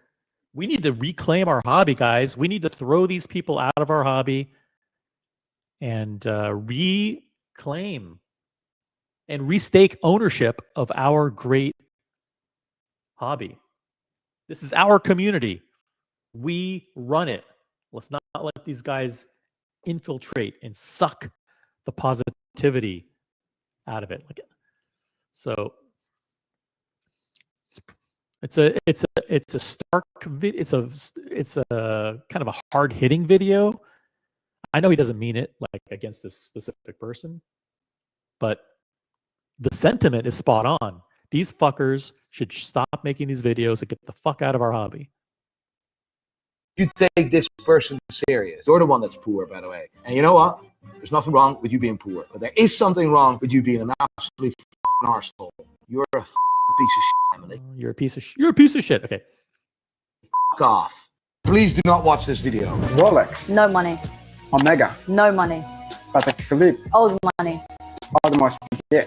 Old money. Look at that grim. Who gives a fuck Smile. what these people say? These awful fucking videos. Guys, if you scroll through Instagram or YouTube Shorts or whatever, and you come across these douchebag influencer videos, don't watch them. Please don't watch them. Don't give them any views. Don't give them any satisfaction.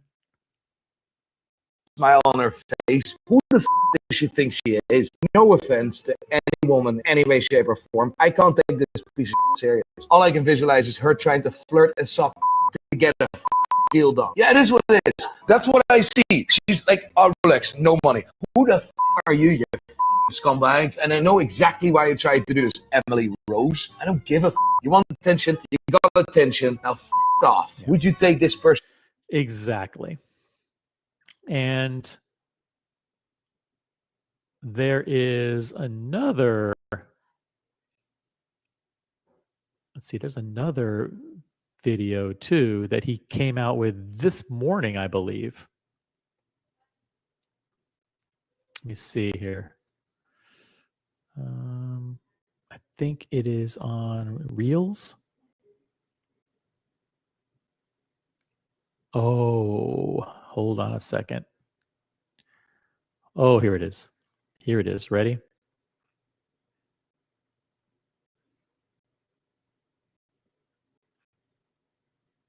Now, this one he's going after up and coming celebrity and 47th Street dealer Reem the Dream. Her name is like a Reem the Dream on Instagram, I think, or something like that. But here he's doing this is on YouTube, but it's a TikTok. Original TikTok from her, and Nico's doing his reaction to it. Hold on one second here.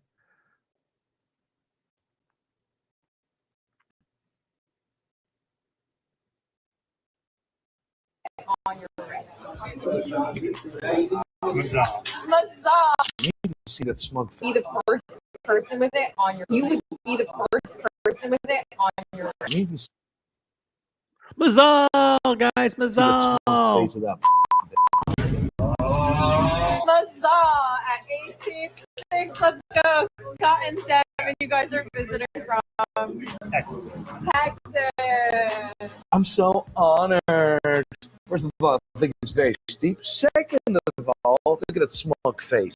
She's fine. He is the first one with the watch on his wrist. He's not even the first one that owns that dealer, but it's them by several hands. Look at all the negotiation videos. Every watch changes hands 4 times on the same day. Anything that comes out of 47th Street is Yeah, these negotiation. The only negotiation videos I like are that kid from Swisswatch.com. Hey, how you doing today? What brings you in? Oh, that's a great piece. Why are you selling it? I like that guy. He's funny, but a lot of these fake 47th Street fast flips, terrible. is bullshit. And look at those lovely people. They have worked their asses off to get that watch. For them to get lied at by such a piece of shit, my sincerest apologies. I hate this bullshit. You would be the first person with it I mean, this video has no value. on your wrist. You need to see that smug face. Like, oh, look, I'm selling you a watch. Who gives a fuck? Huzzah! At 18th, Texas. I'm Texas. Now, I know Reem. I mean, I've met her before. She's cool in person, but yeah, I don't think she's going to be very successful in these kind of day in the life videos. so. By the way, she's made famous in the Vucom videos. She gets fucking ass handed to her by Vucom every single time. Vucom shreds her in every negotiation. I mean, you should go to her on 47th Street because she's the one of the worst. She's known as one of the worst negotiators on 47th Street. Vucom fucking smokes her every single time. Vucom would be like, "Oh, I picked up this watch for 11 grand. Let's see if we can fucking hose Reem for like 14 grand." She ends up buying it for 13. It's like she's an awful negotiator. Honor. First of all, I think it's very steep. Second of all, look at that smug face. She's lying. He is the first one with the watch on his wrist. He's not even the first one that owns an authorized dealer. Why would she say it's the first time ever on your wrist? Several hands. Look at all the negotiation videos. Every watch changes hands 4 times on the same day. Anything that comes out of 47th Street is bullshit. And look at those lovely people. They have worked their asses off to get that watch. For them to get lied at by such a piece of shit, my sincerest apologies. I hate this bullshit. You would be the first person with it on your wrist. First person with it on your wrist. I don't know why that's good content. I don't know. Brody, member of the OC channel, says, let's do an experiment. Anyone who does not have an interest in Audemars Piguet, make an appointment and say, Jizzo Club sent him. Report back. No, you don't. If you did that, you would be destroying your reputation. You don't want to have anything to do with Jizz Club. Believe me, our community runs New York.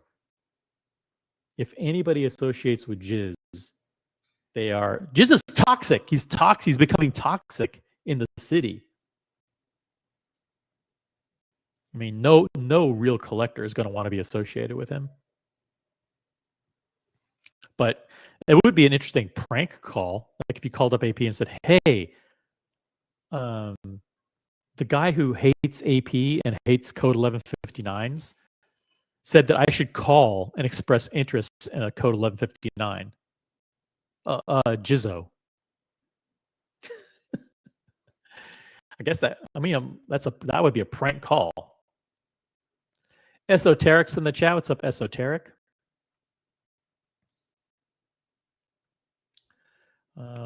Over 50 people watching.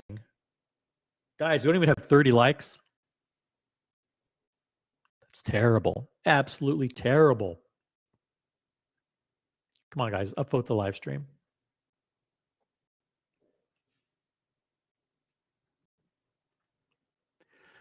But now is the time where I must tell you that it's now an open Open topics. Open topics, guys.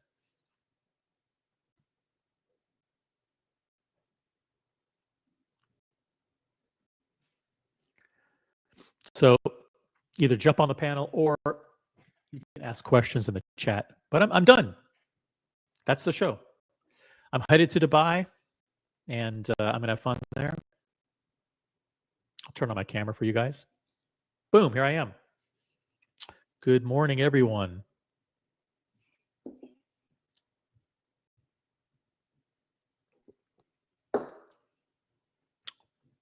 Ryan Singer in the chat, reminding everybody to upvote the stream. Thank you. We got to 30. We finally got to 30.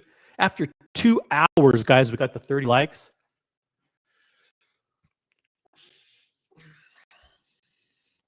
You disappointed me. You disappointed me today. Do better. You got to do better. I expected to get the 30 likes within the first hour. But anyway, we're done. Questions, comments, jump on the panel. That's it. It's an open panel, guys. The first person that jumps on sets the course, sets the direction and the topic. And don't be scared. Jump on. It's Sunday, guys. Watch News Sunday on the Original OC channel. Smart Watch Talk for the Smart Collector. Your best source for Sunday Watch Talk.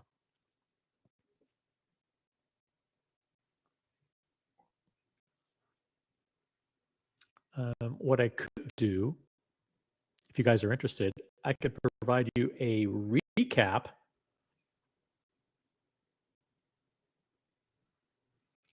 Let's see here. Let me find something.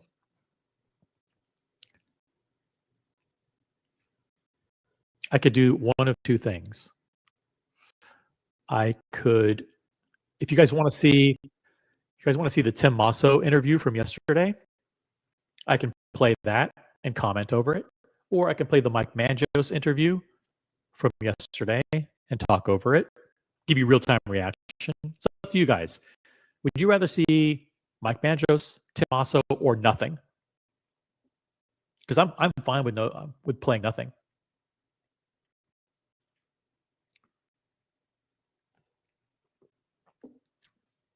I'll just hang out here for a little bit. I'll end the stream. I know we got tons of people watching. We have 63 people watching. 59 on YouTube, 2 on Tinder, 2 on the Nintendo. What's up, guys? Guys, if you're watching on Nintendo Wii, head on over to YouTube, type in a comment in the chat. Original OC channel on YouTube. You can't enter comments on the Wii. It's too hard with the controller, right? The controller, you try to stop playing the Wii. Get on over to YouTube. You two guys on Tinder, stay there. Have fun on Tinder. Just keep swiping.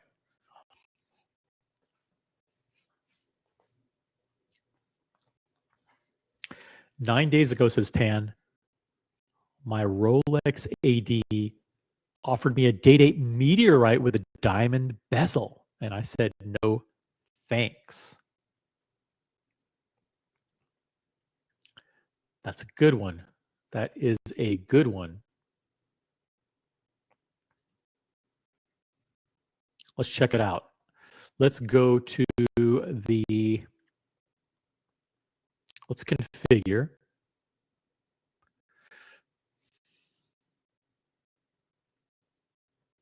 We're going to choose Day-Date 40. Let's choose yellow gold again. Boom. Let's do the very expensive diamond bezel. And meteorite, huh? Meteorite. Well, they have mother of pearl. Diamond bezel, meteorite. Hold on. Let me see if that's available in a different material. Let's go back to maybe white gold. What color, what alloy was it? Was it white gold, rose gold, or yellow gold, or platinum? Let me know, Tan. White gold. Okay, thank you. Thank you. Team effort. And boom, there it is. White gold meteorite diamond baguette with the diamond bezel, 76,000. 76,600. Nice.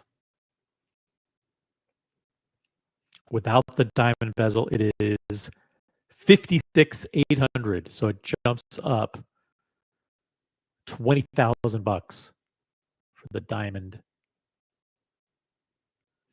bezel. These aren't the full. These aren't the invisible set baguette diamonds on the bezel though. Yeah, this one's a pass. This one's a pass for me, dog. You said no thanks, and that's the right call. Let's hear the interview with Mike Manjos. All right. Mike Manjos interview coming up. I'll turn on the closed captioning. And let's see here. Hold on a second. Boom. And let me share my screen. Boom. Ready? Let's do it. Here we go. We're live. Live. Do we want to sit? Do we want to? You want to sit? Whatever you want. Whatever you're comfortable with. Do it right here. I mean, Do it right here. guys, joining me now, Mike Manjos, head of sales. What's your official title? So my official title was Chief of Sales. Now I'm Chief of the Rolex Certified Pre-Owned Program. Chief of Rolex Certified Pre-Owned Program. You can talk about whatever you want to talk about today. Yeah, Talk about the no, market, it's fun. talk about watches, but let's start off talking about like what you've done here is you brought together the best of new and pre-owned together in the 1916 company. And this 1916 company watch fair is really about celebrating taking like a neighborhood store, like neighborhood jewelry and watch store with a kind of a hometown feel, but adding luxury and tradition and heritage. And I mean, again, Danny's original vision for the pre-owned business was to try to elevate it to the same level as new goods. So you would go to new goods and you'd get sat down and treated very nicely, and then the pre-owned business was sometimes in a back alley, and it wasn't the greatest experience before. So the goal was to elevate the product, to elevate the experience to the same level you get as a new product. And you combined new and pre-owned in a way that was way before its time. Yeah, there's a lot of controversy too, because you had Gobberg, you had Watchbox. Yes, not all the brands loved it, and not all the everybody understood what we were doing. But now, as 1916, we've got everybody under one umbrella. We've got all you had a vision. Stores. Yeah, you had a division, and you added Hyde Park, you added Radcliffe, you created 1916 company, and now you have like I said, the best of both worlds. It's the best part of it is so I've been doing all the fairs in Hyde Park in the West, and they never really had the pre-owned experience there. And to have great clients who are collectors, but I had a lot of guys who came in and never tried on a Journe, never tried on a Chrometro Blue, never saw Longas a double split in person. So to be able to come in and try on the Urwerks and the Longas and even Cartier, some of the complications, all the different things in one place is just a great experience for watch guys. 1916 company back then, Watchbox gets so much credit for spearheading the interest and the enthusiast knowledge about brands like Longa and Moser and FP Journe and Debatoon. To what do you credit that kind of foresight to say, listen, these are the kinds of brands that we want to put a spotlight on and invest in and make them shine to the watch community? Well, traditionally, most watch dealers dealt with Rolex, Patek, and AP, and not much beyond that because the markets were thin. Nobody knew exactly what the values were, and they were not the easiest to sell. Danny's vision, and when I first joined almost 8 years ago, old school guys from Betteridge Jewelers in Connecticut, right? Yes, exactly. Yes, 18 years of Betteridge. He started when he was 11. Started when he was 11. Close. No, so he had the vision that Journe was undervalued, and lo and behold, the guy was right.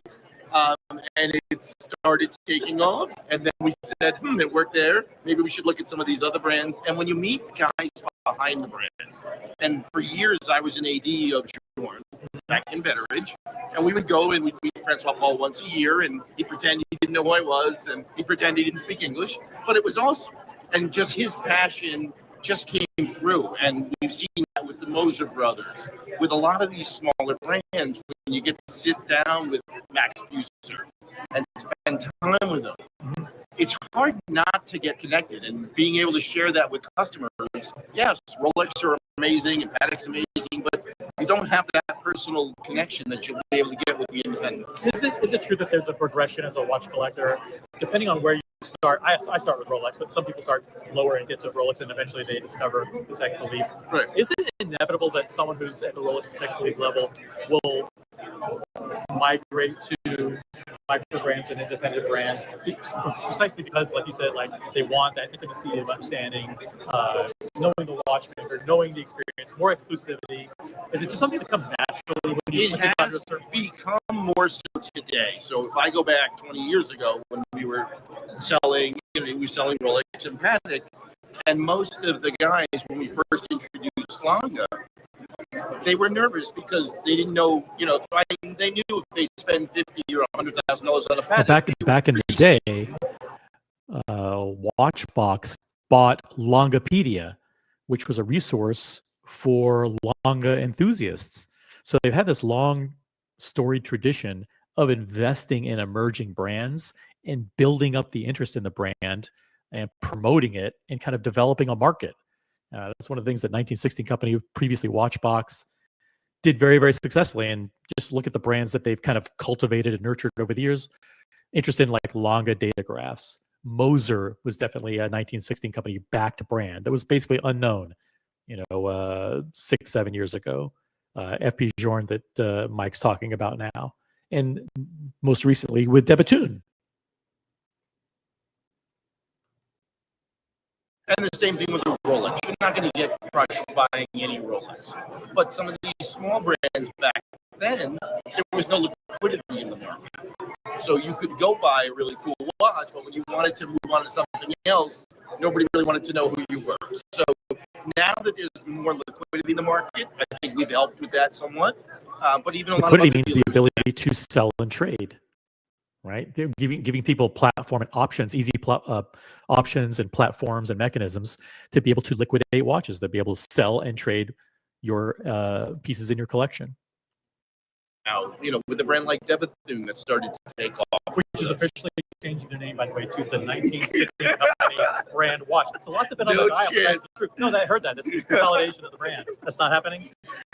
No, I think Denny would not put up with that too well. But it is a great brand when you get to meet him again and see what he's done over the years. And it may not be your taste because it's not classic watchmaking. It's eclectic.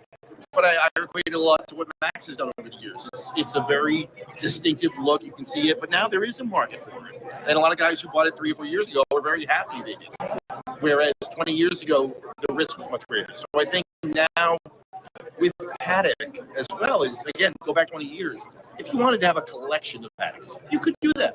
You could walk into a store and I'll take that one, I'll take that one, that one. Nowadays, it is much more difficult to, get your first one approved, but then to try to get multiple, because everybody looks like something wrong. The thing is, it's not about. It's one thing to wait and get them, but it's also how much they cost. Like we as watch enthusiasts, we tend to. Most of us are way extended, way beyond our means. We have $300,000, $400,000, or $500,000 watch collections, and meanwhile we're sitting in coach with $300 tickets. I'm using coupons and Mickey D's to get a free in the cafe. Mike, it's like it's way out of. You have your priorities right. With crazy priorities, but like FP Journe. Look at get ready because he's gonna. This is very interesting. Talking about the value of FP Journe in the secondary market, Mike Manchos is very. What he says here is very interesting. Pay attention.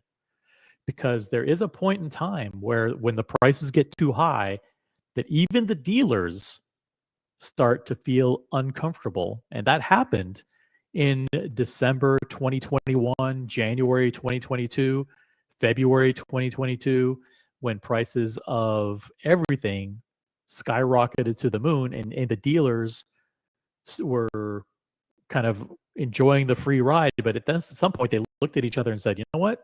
Something is crazy here. These watches don't merit or warrant this kind of pricing. And once they are telling themselves, like, hey, I don't know, I don't know if these prices are, I can recommend to my customers that they buy at these prices, then be very, very careful.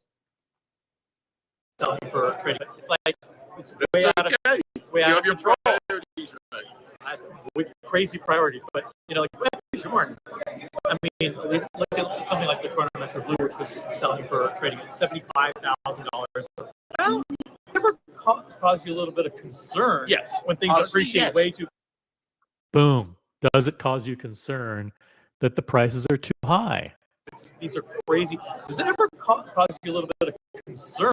Yes, when things honestly, appreciate yes. way too fast. Yes, when I see, as again, I've been around this business for way too The long. Journe prices are crazy, And at I have auction, seen spikes, and I've seen But this Patek is so nuts. crazy. This is something that does take me a little bit of pause. Ooh. This guy has been running sales for 1916 Company for years and years and years. He knows where all the bodies are buried. He runs Rolex certified pre-owned, probably runs a $400 to $500 million business, maybe even more than that for 1916 Company. And here he is saying it does give him pause that the prices may be too high. Listen to that again. This business for way too The long. Journe prices are crazy, And at I auction, have seen spikes, and I've seen But Patek this is so nuts. crazy. But this is something that does take me a little bit of pause. Armand said, yeah, they've been appreciating a lot, but you know what? Those watches are still biased today on the secondary market because you have to think like a marathon, long-term horizon. Listen to that sigh. Listen to that sigh. This is Mike Manjos, head of certified pre-owned for 1916 Company. And I'm throwing out a scenario like, hey, Journe is a great buy at these secondary prices. And listen to the sigh. He doesn't buy it. He doesn't buy it. You know what? Those watches are still buys today on the secondary market because you have to think like a marathon, long-term horizon. This is going to be like Patek or Rolex in 20 years. I'm not bought in. Oh, No. at this point, you're today on the secondary market because you have to think like a marathon, long-term horizon. This is going to be like Patek or Rolex in 20 years. I'm not bought in. No, At this point, you're concerned. Well, only with specific models, and let me explain why. So, again, being a Journe dealer for years, he would make 700-800 watches a year. He would give us a list every year of every model he made and how many. And out of those 700 or 800, 180 of them were Chronometer Blue because that was his entry-level piece. Now, if you tell me that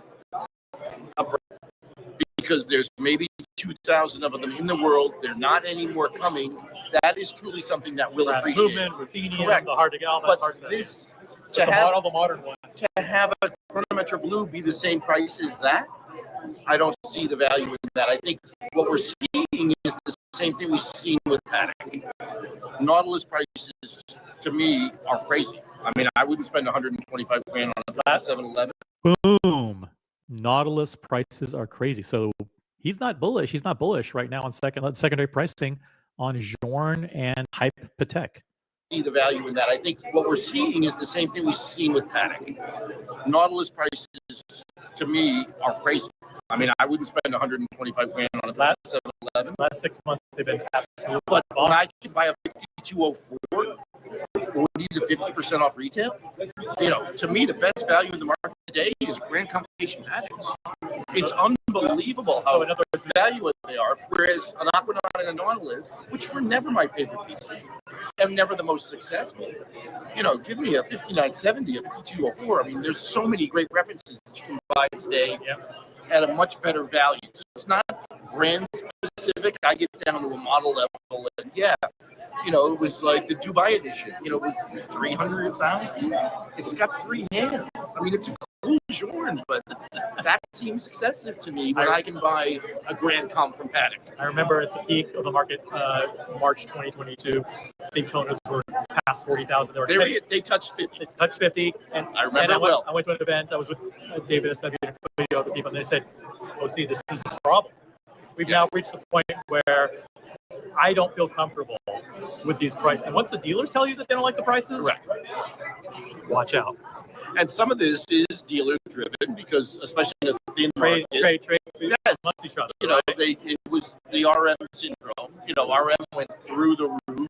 Yep. Now they're much better. Now all that money that was piled Are they into stable? RM, Are stable, or are they still dropping? tough to say. To me, on the lower end of the market, they're pretty stable. They're still. I wouldn't want to be in the $500 to $1 million RM market. Yeah, there's certain models that are very desirable. Yes. And then there are others that are big and. But again, like if you tell me his early things, I think there's some great values in his early pieces. I mean, I have an RM4 that's just a great watch, and you know, for half the price of the modern one, that's to me a collectible. And I think, again, I don't do this or ever tell anybody to do this as an investment money thing. It's like buy what you love, buy what you can afford at some level. But like, yeah. I don't want to say much everybody else has. Like, look what you're wearing. Yeah. Amazing watch. These have gone to like $100,000 like overnight. Is it because of There the was price of one gold? auction. No, it's just that people have realized like it is cool. And there's so many cool things that I remember from the 80s. Unisex. That like it's just amazing. I Oh, have one of these coming through. Piaget Polos, AP Cobras. Yes. Those are All all the stuff we remember, you know. I don't remember because I was too young. Well, I wasn't into watches until like 6 months ago. But Nautilus and Aquanaut's crazy. That money into a Patek. But doesn't that create a great opportunity for people who quote they say they're Patek lovers to say, listen, if you really love Patek, then you can buy this perpetual calendar that sells for 140 grand. You can buy it for 60 grand today.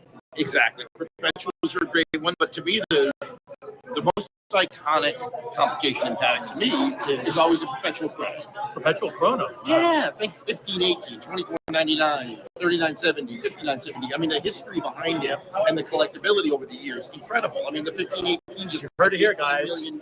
Perpetual calendar chronograph. You can buy today a 5270 current collection for the same price as a 5711. Now the one before that was 3270. No, it was 5970. 5970. Before that, 3970. 39. Yeah. So there's some connection to it, but the value to me in 5270s today is amazing compared to Aquanauts and Nautilus. I would put those away. Yeah. The hardest part of any job, you're in pre-owned, certified pre-owned now, but you spent decades. I still dabble in all the other stuff because stuff comes in that's from the 80s and 90s, and they're like, "What is this?" And I've seen it all. How do you balance? It's always a question I ask. How do you balance the need to show your appreciation to and reward loyal customers, VIP customers, people who bought jewelry and bought tons of watches over the years, with the need to attract young, first-time customers? And sometimes those guys are unrealistic. They only want the high pieces. They only want a GMT Master 2, or they only want an Aquanaut or whatever. How do you communicate to them? Like, what is it how do you get them still excited about watches, but kind of give them a dose of reality about what it means to be a Patek person? Well, the first thing that you understand is, why is that piece important to you? And if that piece is Suss important them out. Bet them and qualify them to find out if they're No, if that's it, exactly. If it's a piece that's important to you because it's on Instagram all over the place, like, I think you're missing the point. And that's usually what happens when they only want the 4 hot pieces. It's like you're not really looking at the brand. You're not looking at a Newsflash, Jizz Club. Are you listening? And that's usually what happens when they only want the 4 hot pieces. It's like you're not really looking at the brand. You're not looking at a collection. You don't have a theme to collect. You don't have any idea of what you really want. You just want to be able to walk into a room and put your wrist out and think someone's. They found me out, guys. It's easy to suss me out. But that's not a piece that half the world is going to look at you and go, "What is that?" I have a Texan too. I have Yeah. two of the numbered ones. I love it. It's kind of cool. But no, so those early things. So yeah, it's a challenge because a lot of the new pieces are over retail pieces, and you don't know if somebody's just looking to try to do this for money or try to do this because they want to love it. So I know it's our job. Mike's busy, so I'm gonna for Mike Manjos. Here's a Mike Patek AP Vacheron recommendation for under $35,000. So one watch for each from the Holy Trinity for under $35,000 each. Okay, Vacheron, I love 1921 for sure. 1921 from Vacheron. Love that piece. It's distinctive across the room, and again, great value on those pieces for something 30. Good pick. Patek. Now we have way too many options. Well, under 35. There's so many Good ones or good? 35. No ugly ones. Give me some good ones. They're all ugly a little bit, but like if you want classic, you need 5056. Oh no! Yeah, gray dial, platinum, power reserve. Let's increase the budget to 50,000. We can't do it for 35. Sorry. What's wrong with an annual calendar? That's iconic Patek. Okay. I mean, you could also, if you really want to get crazy, there's so many anniversary pieces that they've done over the years. But Patek has great pieces in that kind of price range. All the annuals. What about AP? AP's hard at that price point, but I'd probably go with the Star Wheels. How do we fix? Let's say you're a big wig. You're circulating with all these high flying executives. You're in a room with a Laurie and a couple of the top people. Maybe what are the one or two or three things that you would communicate to them about how to turn around? I might turn around. But listen, they're under a lot of criticism. When you go to a London party and you're a VIP that spent millions of dollars and you're not invited, but some fucking douchebag social media influencers there, and they're posting they're TikToking live from their event. It's a mistake. It's AP. Boom. I love. It was a leading question there, no doubt about it. That was a leading question, but Mike agreed. Like Mike knows, like everybody in the industry knows, like you can't. These douchebag influencers are destroying us from within. We absolutely need to. AP needs to understand, guys.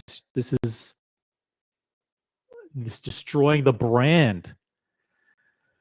Boston Collector is in the chat. Member of the OC channel. There's been a permanent shift away from overly complicated watches because they are unwearable. People want something they can wear. The value is code. Value is code for low demand, low price, complicated stuff. Interesting point. Boston Collector. Let's continue on with the Mike Manjos, the interview. Around. I might turn around. But listen, they're under a lot of criticism. When you go to a London party and you're a VIP that spent millions of dollars and you're not invited, but some fucking douchebag social media influencers there, and they're posting they're TikToking live from their event, it's a mistake. It is a mistake. They have to fix it. They made, and again, I love AP. And everybody loves families. Everybody loves the Royal. No, I mean, go back. I'll take you back through some early stuff and, old APs, old perpetuals. They have some great stuff. Beautiful dress watch. The problem they have is the same problem they ran into in the 90s. So in the 90s, they got hot by making a gazillion limited editions. The 57 were sourcing in Hong Kong, Singapore, Dubai. And, that all went away for the last 3 months. So it's definitely dried up supply in the States. So that should help a little bit. 15% is still a lot from the real market. But it makes it palatable where 39 was absolutely not. Cool. Well, Mike, thank you so much. It was great fun. Nice to chat with you. Thank you all. Guys, it's the 1916 Company Watch Fair. Hang out with Mike and everybody. There you go. That was the interview with Mike Manjos. Let's go back and just for fun, I will pull up the interview with Tim Mosso and we'll play that video and then I'll let you guys enjoy the rest of your day. How about that? Peace out, guys. Enjoy the interview and I'll be back in a little bit for some more commentary and then have an awesome Sunday. Good to see you, my man. Good to see you again. Mr. G, get in here. The audience, we're live at the 1916 Company Watch Fair. It's the best of you and pre-owned with the legend, Tim Masso. Okay, so tell us this. Are they watch people? Are they casual people? How do you start a rapport with somebody fresh and try and figure out, like, okay, what do we do? I think the first question is you ask them in just like a friendly fashion, what are you wearing? And depending on how much they want to say about their watch, you generally have a sense of how into watches they are. So once you've got that answer, you go from there.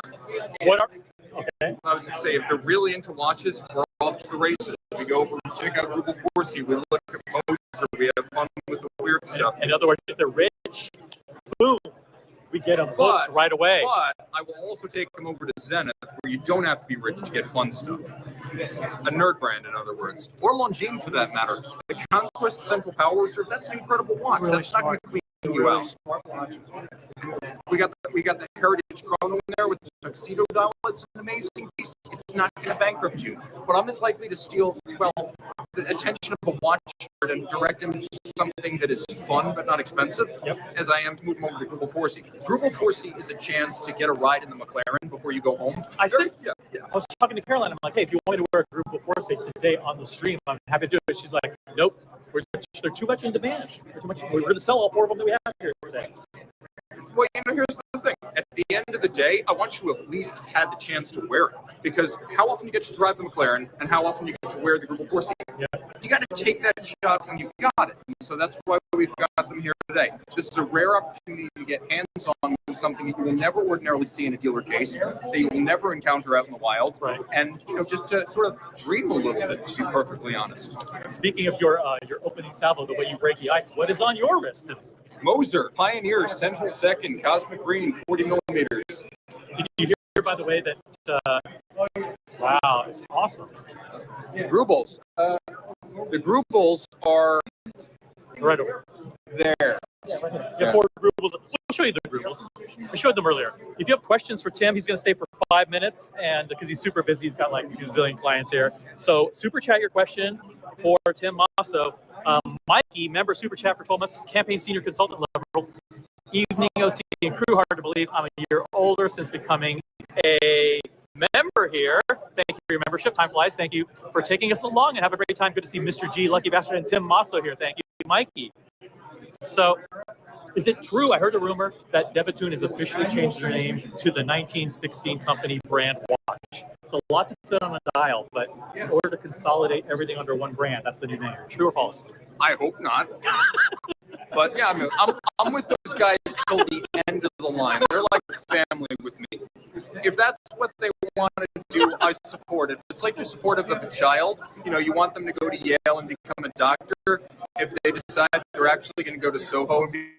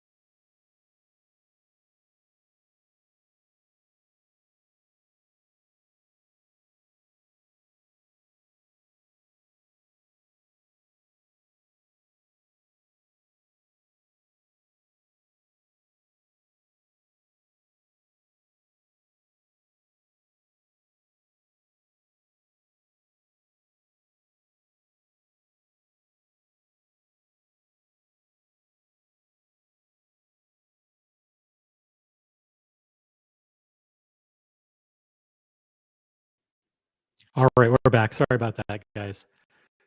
Let me see if I can. There was a Wi-Fi issue. So let me bring up the interview back again and continue where we left off. Sorry about that.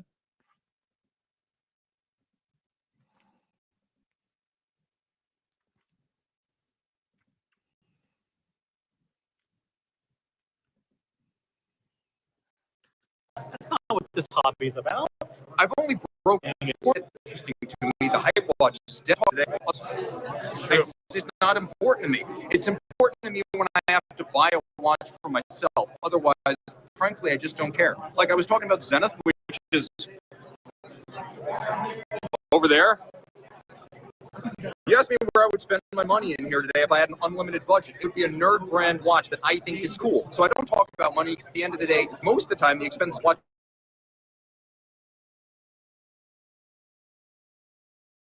care about the price, I'll be honest. Price isn't important, guys. That's the problem with my viewers. They're so focused on the price of something and will the price go up or can I get a great deal on it. That's not what this hobby is about. I've only broken even on one watch I've ever owned, and to be perfectly honest, I never even thought about it. If you think about things that you love, a year of eating at good restaurants, a trip to Europe, 2 pedigree dogs. Do you ever ask what's the resale value of my dog or my vacation experience? I spent $15,000 with my wife. What does it add up to? A good time and great memories. The nice thing about a watch is You crazy, dude. I know a million people in New York who've done that and worse. And Miami, places where I've worked, give me a break. You can spend a fortune at restaurants. At least with the watch, no matter what you buy, you've got some baseline of retained value. That's the only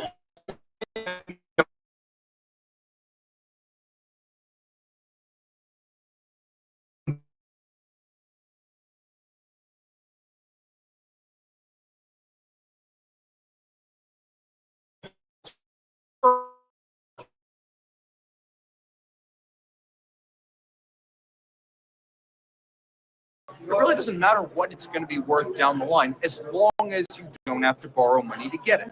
That is my kryptonite. That is where I say draw a line, guys.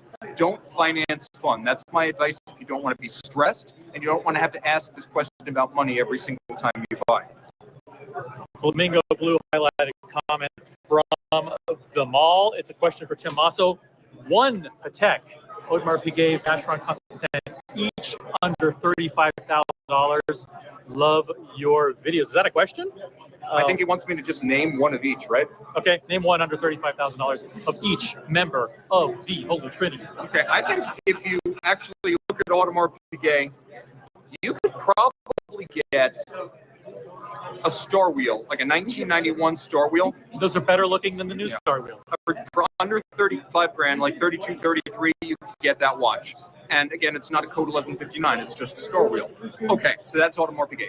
Vacheron Constantin, it's too hard not to love the current generation overseas self-winding. It's the best current overseas. Go out, get yourself black dial, blue dial, silver dial, get the one you like. But get the automatic, the most basic version of the watch, and get it in steel. It's the best value, and I think it's worth what they ask for it. Pre-owned, it's straight, it's about the same amount. The only exception is going to be the brown dial, which is absolutely nuts. That's a class by itself. It's an investment and it's a watch. So I'd get myself a black dial overseas automatic for under 35 grand, spend the rest on a hell of an experience to wear it out and build memories around it. Finally, Patek Philippe, under 35 grand. Not the easiest thing in the world, but there are some incredible, and you got to take me serious here, some incredible 50-22s with guilloche dials that are small, traditional, beautiful, and memorable. But again, you got to have a taste for a traditionally sized watch. Otherwise, maybe white gold 50-35 annual calendar. SE20 Euro Super Chat training going. Greetings from Germany.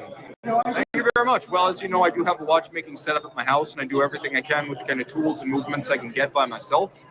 So the most recent thing I was working on is actually polishing screws, because I find with some of the watches I see most often, like old pocket watches, you have a lot of boogered screws. And when you've got a beautifully made steel 19th century screw, it's kind of a rewarding experience to just resurface it. I can't quite black polish them to a Grupo 4C level, but I can make them a whole lot better, and that is very satisfying. Give new life to something old. So the most recent thing I've worked on, with a lot of help from Dan Reuter, by the way, has been polishing and repairing screws, reslotting them if they've been gouged, and polishing them if they've So oxidized. tedious. It's so tedious. But it's great though. 'Cause it's almost like Zen. You sit down, you do 6 screws, you spend an hour, and you feel like you accomplished something. You watch game streams for an hour, and it's like an hour of your life you'll never get back. Question from Mikey. Tim, what's your favorite Jaeger LeCoultre you ever owned? Your Duometra, is that how you pronounce it? Duometra? With the black dial was a cracker. That was the most accurate mechanical watch I've ever owned. I loved that watch. That was my grail. Saved up for 4 years, owned it for 4. I regret selling it. I'm just going to say this. There are 3 watches I regret selling from my JLC collection. Here they are. I miss it every day. My Duomet, I don't know what I was thinking when I sold that. And my Reverso Platinum #2 Tourbillon, again, a fit of madness that I let that go. But I mentioned earlier that I only ever broken even on one watch. It was that Reverso Platinum Tourbillon. I bought it for 35. I sold it for 35. Someone got a bargain for 35. This is not a super chat, but it's a good question. Instead of best, I'll say favorite. Favorite watch over $100,000. Well, I own the Debatoon DVD, so it's that. But here's the thing. That was my Grail watch, and it's still my Grail watch. But if I didn't have it and I won the lotto, I would still buy that first. Like, I talk about my lotto watch, my Grail watch being 2 separate things. Grail is always priority 1. It's the watch you would buy if you had the ability. It's the watch you would buy if you didn't own it. Your lotto win watch is merely some watch you can't afford that would require a lotto win. And I got to tell you, the Debatoon wasn't far from that. But if I won the lotto, I'd get a 5016. DVD would still be the Grail. That's my favorite $100,000 watch. Ryan Hoper says Tim has great taste. The Duomet, a flamingo blue. How comment? Ulysse Nardine, Exec Dual or Terry Nataf Zenith Open? That's a question for the expert. Problem. I'll take it now. Yeah, go for it. No, go for it. Go for it. I don't know anything. I'm conflicted. I don't know anything about watches. Get Attachment. that expert. Go. No, you go. No, you go. No, you go. I don't know what either of those watches are. No. Okay. Terra Top Open, because when I was a kid who couldn't afford any of this stuff, just before I joined the Navy, I saw the original Chronomaster Open. I fell in love, and I thought, oh my God, what do you have to do as a person to deserve a watch like that? Like, you'd have to cure cancer. I saw that watch, I was blown away. It was a giant Chronomaster with an open dial that barely fit my wrist.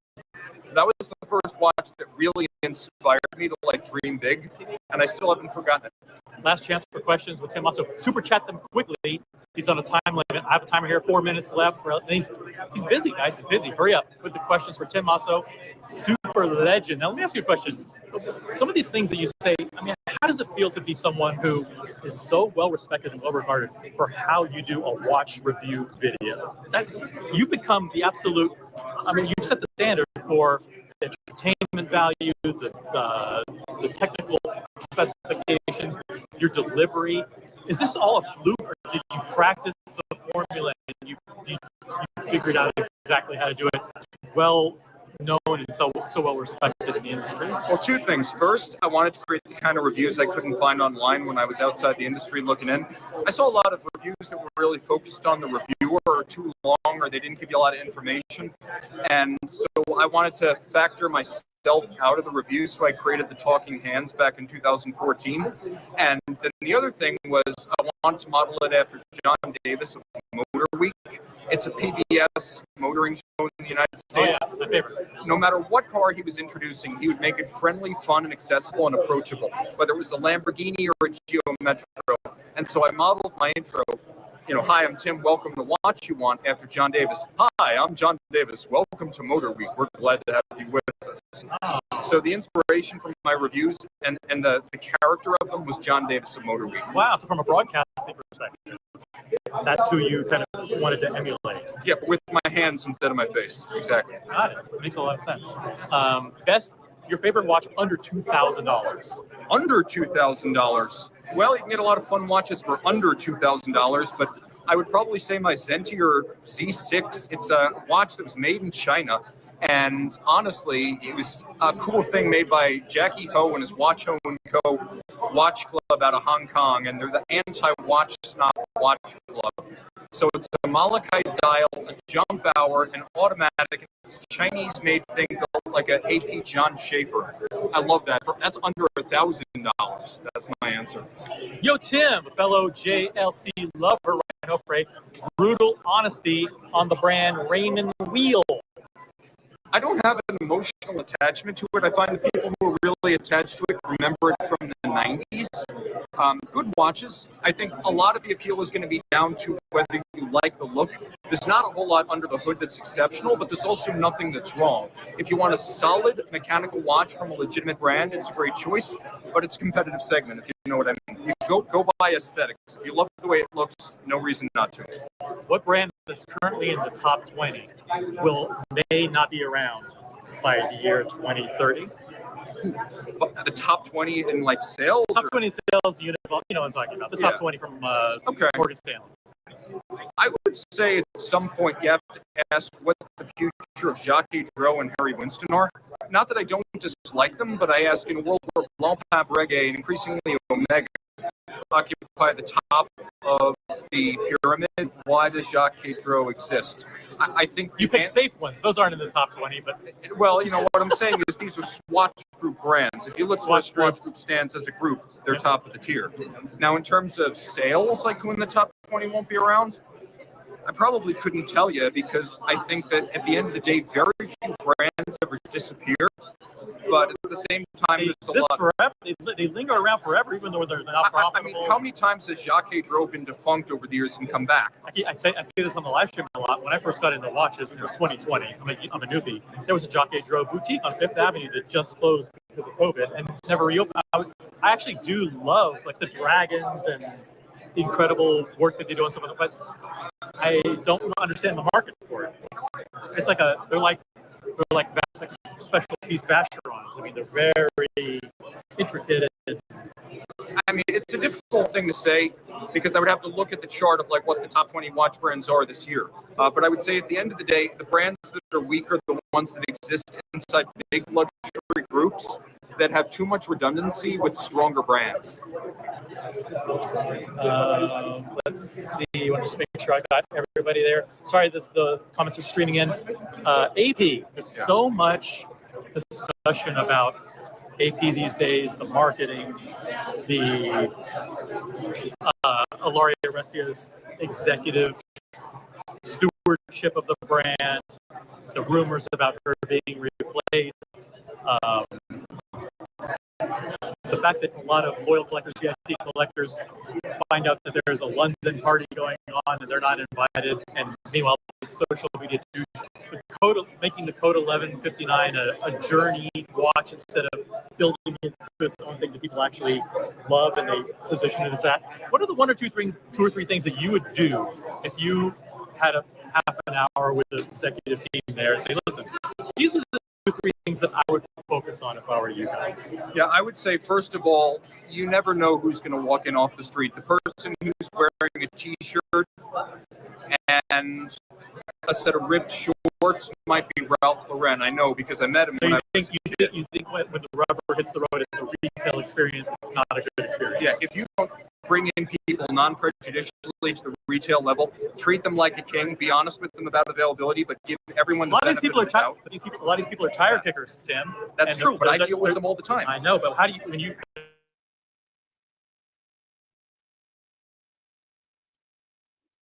510 is the only people into the one sales environment. That's Because hard. you see That's a lot of. it's a hard part. When have you ever seen an AP house that's full? Traffic is Empty. not the problem they have. No, empty couches, empty bars, everything. It's empty. I give everyone the benefit of the doubt. But again, I met Ralph Lauren standing by his Mercedes 190 SL when I was a kid out on Long Island, and I talked to him about cars for 20 minutes, not knowing who he was. And the guy was dressed like, you know, some schlump who just got off the couch after sleeping in his clothes. And he was the nicest, most approachable, friendliest, and most engaging chat I had about cars that year as a little kid. Yep. And I think you have to give everyone the benefit of the doubt. I know people who are billionaires who are getting nervous about buying their first $5,000 watch. And the reality is, at the end of the day, everyone starts somewhere. Hey, Dr. Kevin Moore, good to see you. But yeah, you've got to treat everyone needs, treat everyone with respect, treat everyone like they might be the next big thing as a client. I mean, yeah, but it is it's at the ground game level, it's table stakes. But the thing is, if you're going to be AP and you're going to have a big tent, you got to realize that the guy or the woman that you honor today with your time and respect, that doesn't have to be the person who gets an allocation. That doesn't have to be a person who gets a deal on a watch. But they definitely need to walk away from the experience with good things to say about you, because you never know who they might be, who they might turn into, or who they might talk to. My viewers know this, but I famously went into AP with my mom. I was in California visiting. I introduced her to the brand. She's like, "Oh, this is a really nice watch, 37 millimeter Royal Oak with the diamonds or whatever." And we said, "Great, can you please put her create a request list for her and put this watch down for her?" They said, "Yeah, we'd like to, but we'd like to schedule an appointment for her to come in." I said, "You've been talking to her for the last 30 minutes. She's right here." She goes, "Yeah, but we really want to get to know you. Can we schedule an appointment?" It's like, we were sitting there going, "What?" Yeah, I've heard a lot about stuff like that. So if I could speak to the CEO of Audemars Piguet, I'd say first, I love AP. I love what it's represented historically. I love its traditions. It's got a back catalog second to none. And I grew up looking at AP as a brand to idolize, an aspirational brand. And I think it can still be that, even if you can't get one on demand. But be friendly, be approachable. John Davis of Motor Week, right? But you know what I just said about retail environment, the attitude you need? That's what a person at Tourneau told me 25 years ago about how you're supposed to treat clients and potential clients. If Tourneau can figure that out, I think that AP can at least match them blow for blow. You don't agree that they're associated with LGBTQ now and they're no longer a masculine brand? That's been said. I was in the military and I served with all kinds of people, and all kinds of people can be extraordinary. So I think that how well you position your brand to attract people, show integrity in your product, and be fair about pricing, availability, and how you let people down lightly when you can't give them that, that's more important than who your ambassadors are. I would say at the end of the day, ambassadors mean nothing to me. I have respect for all people. I don't know who's walking in the door. And if you're AP, I would spend 100% of the money on product and 100% of your energy honoring clients. I don't worry about who the brand ambassadors are. I think every brand in the business would be better off with no ambassadors except satisfied customers. Yeah. Now, breaking news today is that, thankfully, it looks like the United States and Switzerland have reached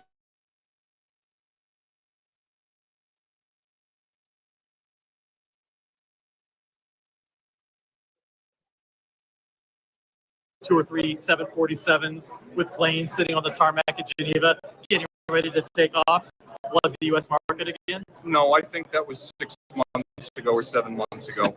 But I think that for the most part, the brands that have pricing power, they didn't have to do anything dramatic when it looked like tariffs were coming. And the brands that don't, there's going to be a lot of relief. But everyone's relieved by that. Look, it's a distortion of the free market. I think everyone resented it. It was not particularly helpful for people buying, trading, or selling watches. And between buying, trading, and selling watches, that's just about everyone in the marketplace. So yeah, it's a great deal of relief for everyone involved. I think that it makes sense that it's the same tariff that's on Europe because Switzerland is part of Europe. And at the end of the day, thankfully, I hope so. Now, and with that being said, I want to cut it off now. I'm going to head out and enjoy the rest of my day. And I want you guys to enjoy your day too. Thanks so much for watching. Sorry for the Wi-Fi gremlins. I'll be back in a week and a half. I'm headed to Dubai for Dubai Watch Week and meeting up with the great watch community. And we will catch you guys on the next one. Peace out, guys.